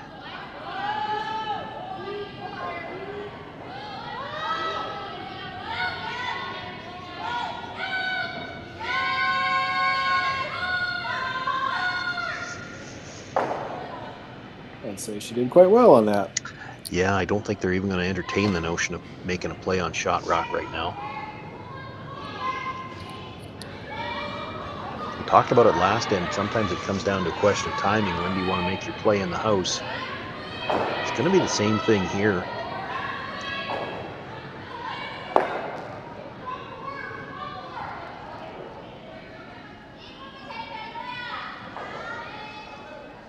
I have to expect Amber Holland's going to throw at least one more guard, and I wouldn't be surprised to see her throw 2.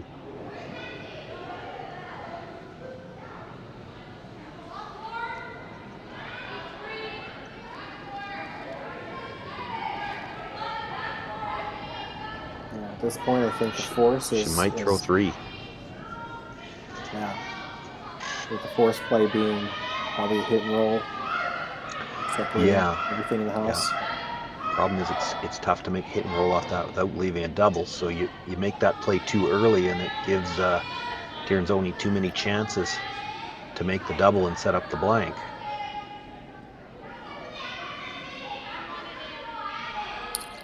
The nice thing about it, where you've got your stone at the top of the 8-foot, it's really hard for Tirinzoni to switch gears. Now this has slid a little tight. You might have given her a chance to play for the double.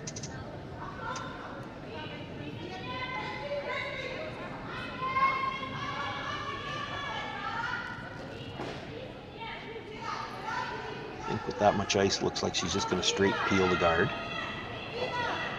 We're taking a look at that yellow on the side. You might get the little bonus here if you, there you go, have your shooter come into that stone, sit right there and hang on for a biter. That would bring 3 into play. It's funny how those little stones that just look like they're not going to matter creep back into play.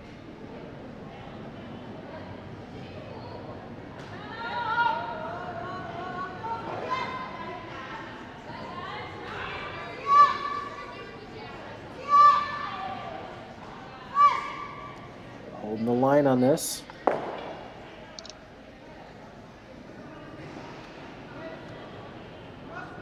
the hit, but it's going to be a little too thick to roll into her own stone.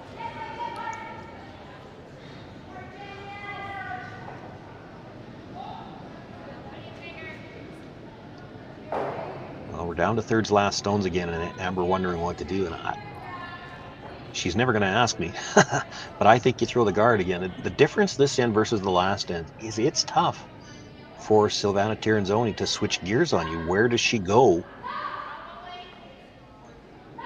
to set up a deuce if she wants to switch gears from trying to the blank for trying to the deuce? As long as you're guarding that stone that's just nibbling the top of the forefoot, it's really tough. Yes, Tirinzoni's sitting one now, and she might have a chance to sit two, but she's probably going to have to leave a double or at least a hit and roll under.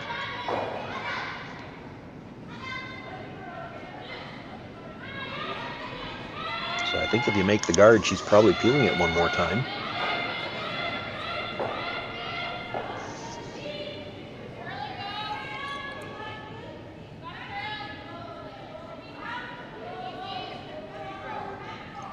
It's been really interesting watching this game, seeing the momentum shift after Amber did make that little tough bump for two. This was looking like an all Tirinzoni game, and you certainly feel that one team is suddenly playing more confident than the other based in how they've been making their shots and selecting their shots.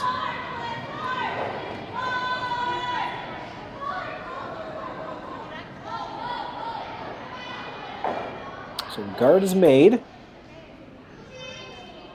Going to play that same type of shot, that peel the guard, roll over, try to maybe bump their own stone into the rings.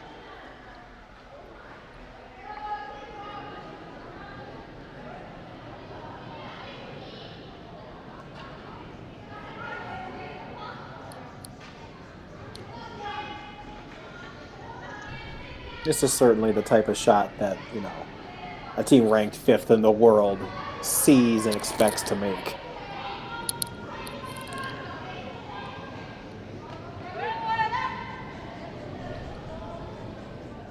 Well, they're on the brush right away. Does have to stay fairly thin on this first one if she's going to make contact with the second. Going to be a little thick again, goes over the top.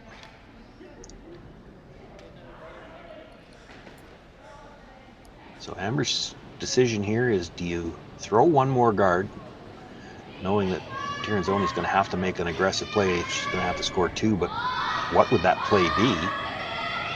Or do you play the hit on the stone in the rings and try to find a way to roll and not leave a double? That's the problem. You leave a double and this could be a blank.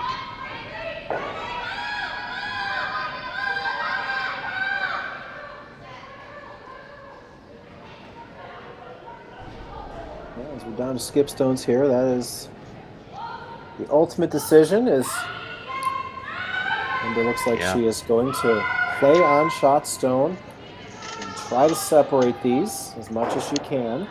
And there's nothing wrong with this call. A lot of players would play this call, but I'm looking at this ice conditions and the position of that stone at the top of the forefoot, and I might be tempted to guard it here, because where does Alina Petz go? If she straight peels the guard and you play this shot on your last one, then she's forced. So she can't peel the guard if you throw it one more time. She's going to have to make a play in the house. I don't know what she can do that she's not going to leave you something.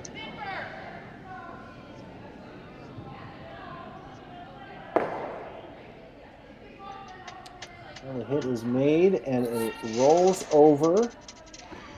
And he's put some distance between those two rocks, so it's never a gimme double when there's 5 feet between them. Yeah, absolutely. This is still got to be made, and even if it's made, it probably sticks over there. So yeah, and it stays over there. You still got the chance to maybe hit and roll under those corners and get the force that way.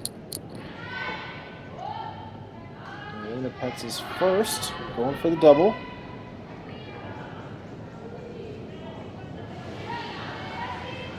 I was just wondering, I'm looking at the weight. I think this is an attempt at the double all the way.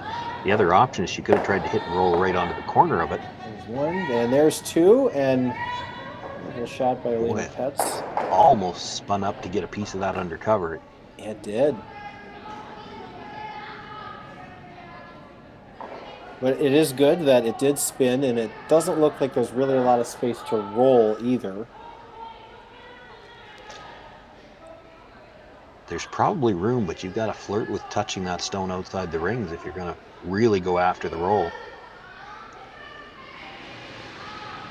Yeah, and you could roll probably half, but then that just leaves a blank opportunity all the same. If you're half buried, does she play for the blank?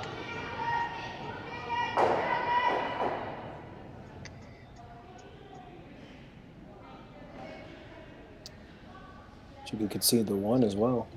Yeah, that's what I'm wondering. There are some teams that would, if you give them the choice, they're going to want last rock in the extra end, or pardon me, last rock in coming home. So she'll take the blank because she's going to have last rock. But if she's got a choice between who's scoring one, she might just give it away. Doesn't have to make that choice. She's got the chance for the blank. Absolutely.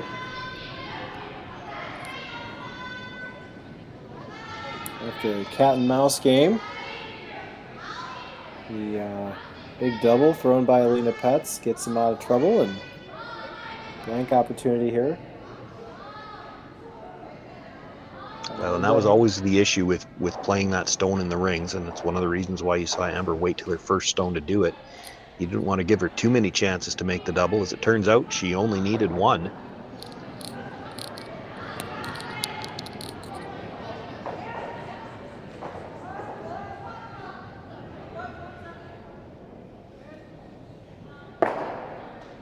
Makes the hit here and does roll out. We've got a blank end. Yeah, no problem there. We will go to the 8th end with Team Tirinzoni having the hammer in a 4-4 game. Imagine being able to stream every curling game from every sheet from any event, be it your Wednesday league game, bonspiel, or corporate event. Curling Stadium offers an all-inclusive streaming solution featuring high-quality cameras, ease of use, great reliability, and minimal installation. Offering your sponsors customizable ad space on your streamed curling games and being able to sell video packages to your corporate events for increased revenue. With Curling Stadium, you can stream to any device, be it your mobile phone, tablet, or computer.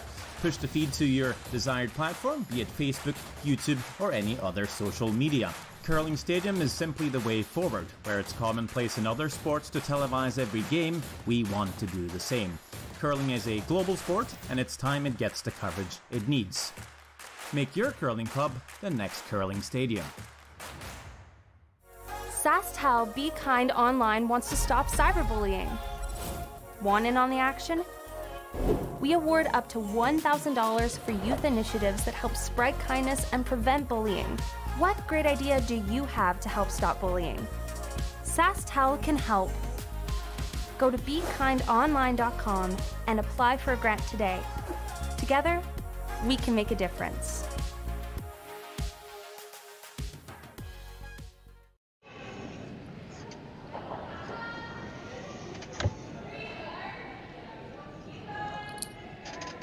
Back here on the 8th end, the RBC Dominion Securities Western Showdown on Curling Stadium in Swift Current, Saskatchewan. I'm Matt Sussman, and Sean Joyce has been joining me for this B event match between Team Tirinzoni and Team Amber Holland. As Tirinzoni holds on to the hammer after a sort of careful 7th end, looking to keep the 8th end as wide open as possible, and that is going to happen with a wonderful That is a nice way to start. We did see the first guard was thrown a little bit higher, and you have to think that was on purpose. The Holland team thinking, well, if we can get one and they miss the tick shot, we're going to throw a second guard, but they couldn't get the first miss. They'll look to put the guard back and see if she can do it again.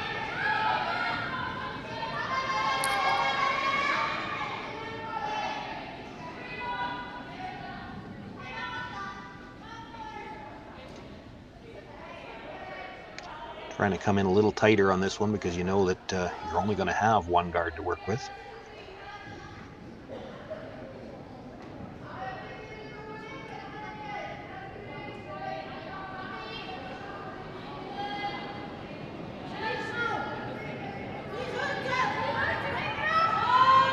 There's been a lot of discussion about this tick shot in the game in terms of where it can and cannot be used. It can be used in these cash spiels. Second one is made. Not as pretty as the first, but I don't think any tick shot will be as pretty as that first one. Let's leave a number of rocks around that something might get jammed off of. You're going to try to put this guard up in a spot where there might be angles to jam on either side. Yeah, that's the one thing about the tick. There's always a lot of clutter, so it's never a given thing. And one rock just needs to go the wrong way, just a sliver, and have a fortunate or unfortunate bounce.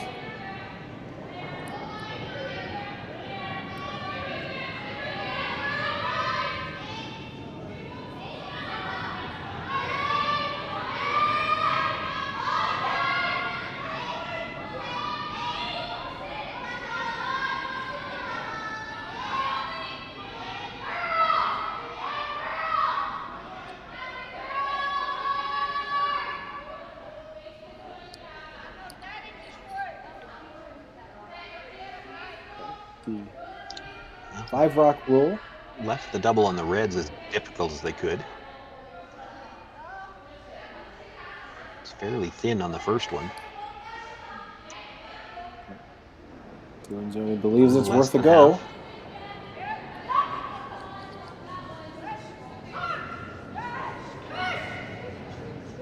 Swinging right out of hand. And that is going to leave a center guard just off center. Not what they wanted. Game on.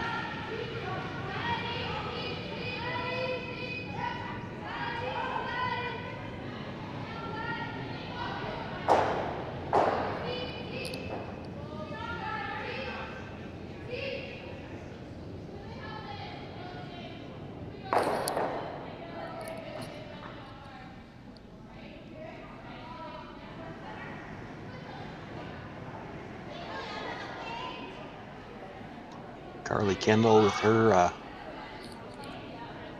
final stone here in the 8th end needs to make a good come around. This might be the rock they have to try to steal with. Make a good one here. You expect that Tirinzoni's going to peel the guards, and you'll be guarding this one for the rest of the end. Absolutely. This one is going to get into the 8-foot. A little bit deeper, but yeah, they would have loved it a little bit deeper. It's not a rock. It's still partially exposed, but it's not a rock that Tirinzoni's going to worry about. He'll guard it for now if she misses the run. But it's the kind of stone where it sits where you're going to have to make a decision, probably with your last one. Do we tap that up? Because it may not be good enough to steal where it is.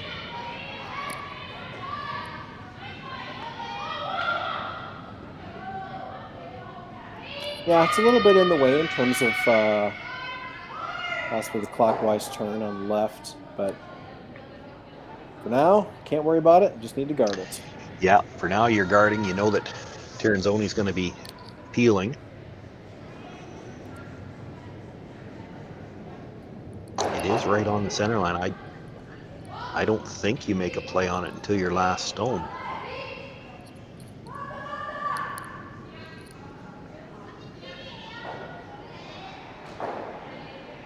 And that still means 3 guards have to be made and 3 peels have to follow them.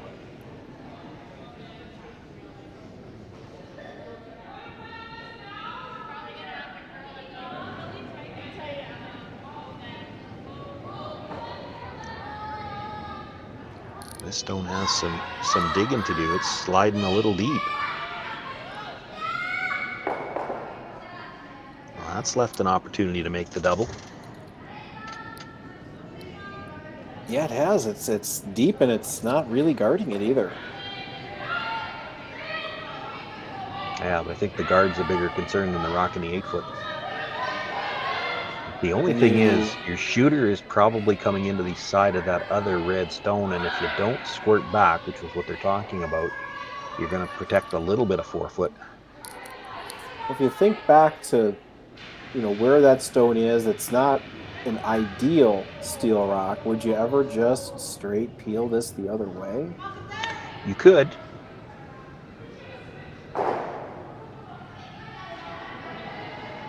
Well, and I wonder here if she's worried about making the double in the house, or maybe more worried about making the double peel here. This might be catch the first one a little bit thinner, get the back end of that rock, and make sure you squirt into the house. Because the one thing about that corner guard, the red corner guard, is it is kind of taking away your in-turn path to draw to the 4-foot if you needed that for your last one. You do still have the out turn right now. It'd be nice to have both sides open. Tirinzoni's first, looking to clear a little bit of the front, and she does. She clears both guards and does, like you said, squirt into the house, half biting. Good result.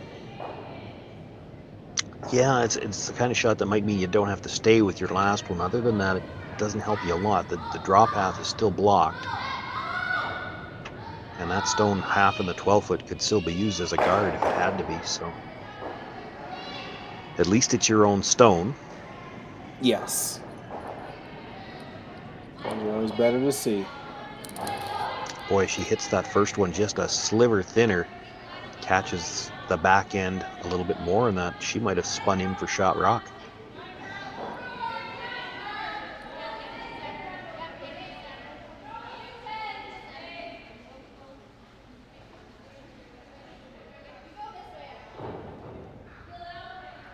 Well, the guard looks a little bit better. It's a little bit further away. It's got a piece of the center line as well.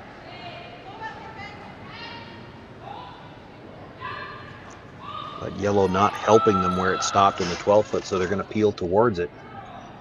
See if they can't clip it out the top of the rings as well. And once again, yeah. Don't think you could ever clip it in a way that you'd slice it back towards the one in the middle. That'd be pretty greedy if you could make that.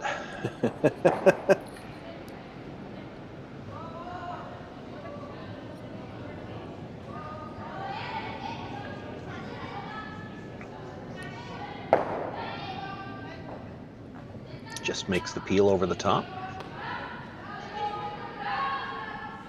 After all that, we are down to skip rocks. Should throw one more guard.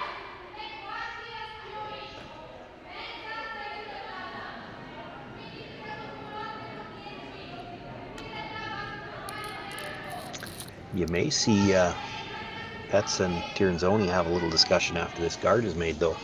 You peel it one more time, you know that Amber Holland's going to come down, tap that stone up into the button area. You'll be facing 2 with the last one.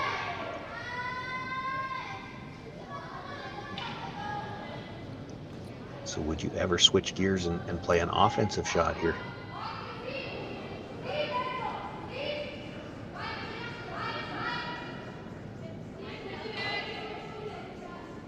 Switching gears is always more fun for the viewers, I always say. Well, whether they do it or not, it's always fun to discuss the options when you're the commentators. It absolutely is. If we know what's going to happen, it just, well, I guess one way is it makes us think that it's smarter. But... Well, and the thing about it is that yellow stone that they moved into the 12-foot has taken away one side already. So if you play the peel, knowing that she's going to play the tap up, your choice is probably going to be the double.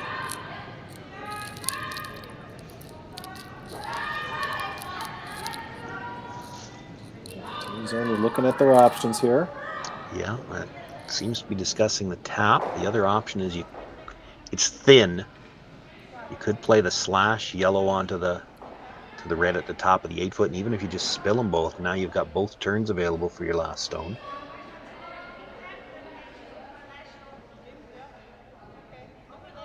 Amber Holland will try to draw one around that center guard, but we have seen a couple of times already in this game You can come around a guard like that and tap a stone back.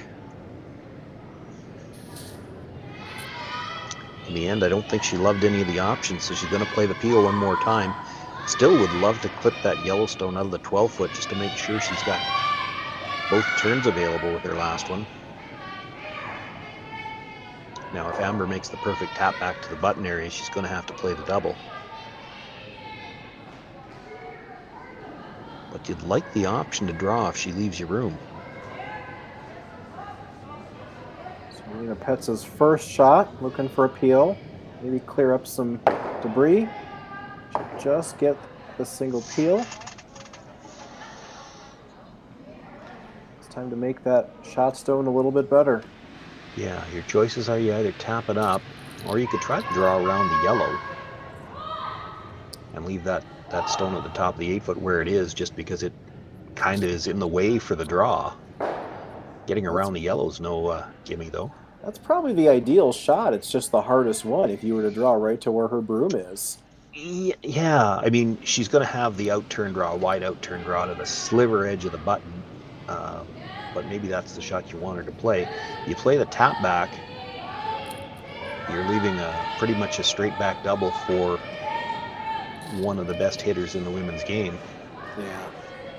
Taps are always tough to get the angles the way you want them to. It's tough to get it perfect too, yeah, exactly. In the end, it just comes down to really a feel for what you want to throw, what you want your opponent to throw. With the broom, I'm thinking she might be going for the draw. Yeah, I think that was what all the discussion was about.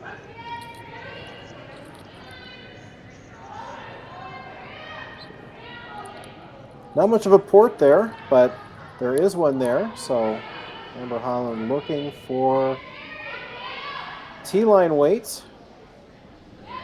You know, the interesting thing about this, if you were content to make her draw anyway, you could just throw the guard again.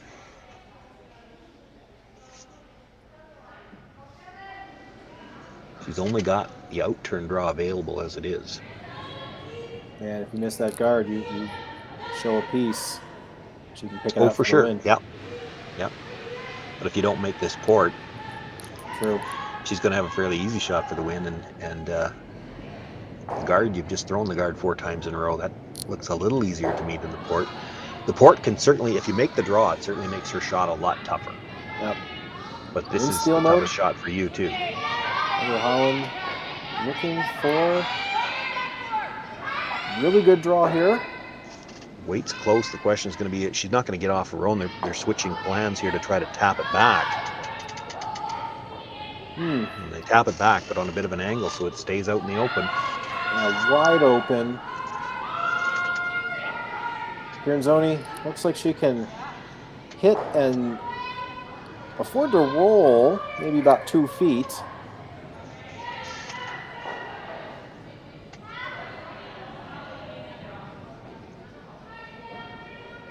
So after all that, just like you said, to your point, high reward shot didn't pan out, and Selena Petz with an open hit and stick for the win.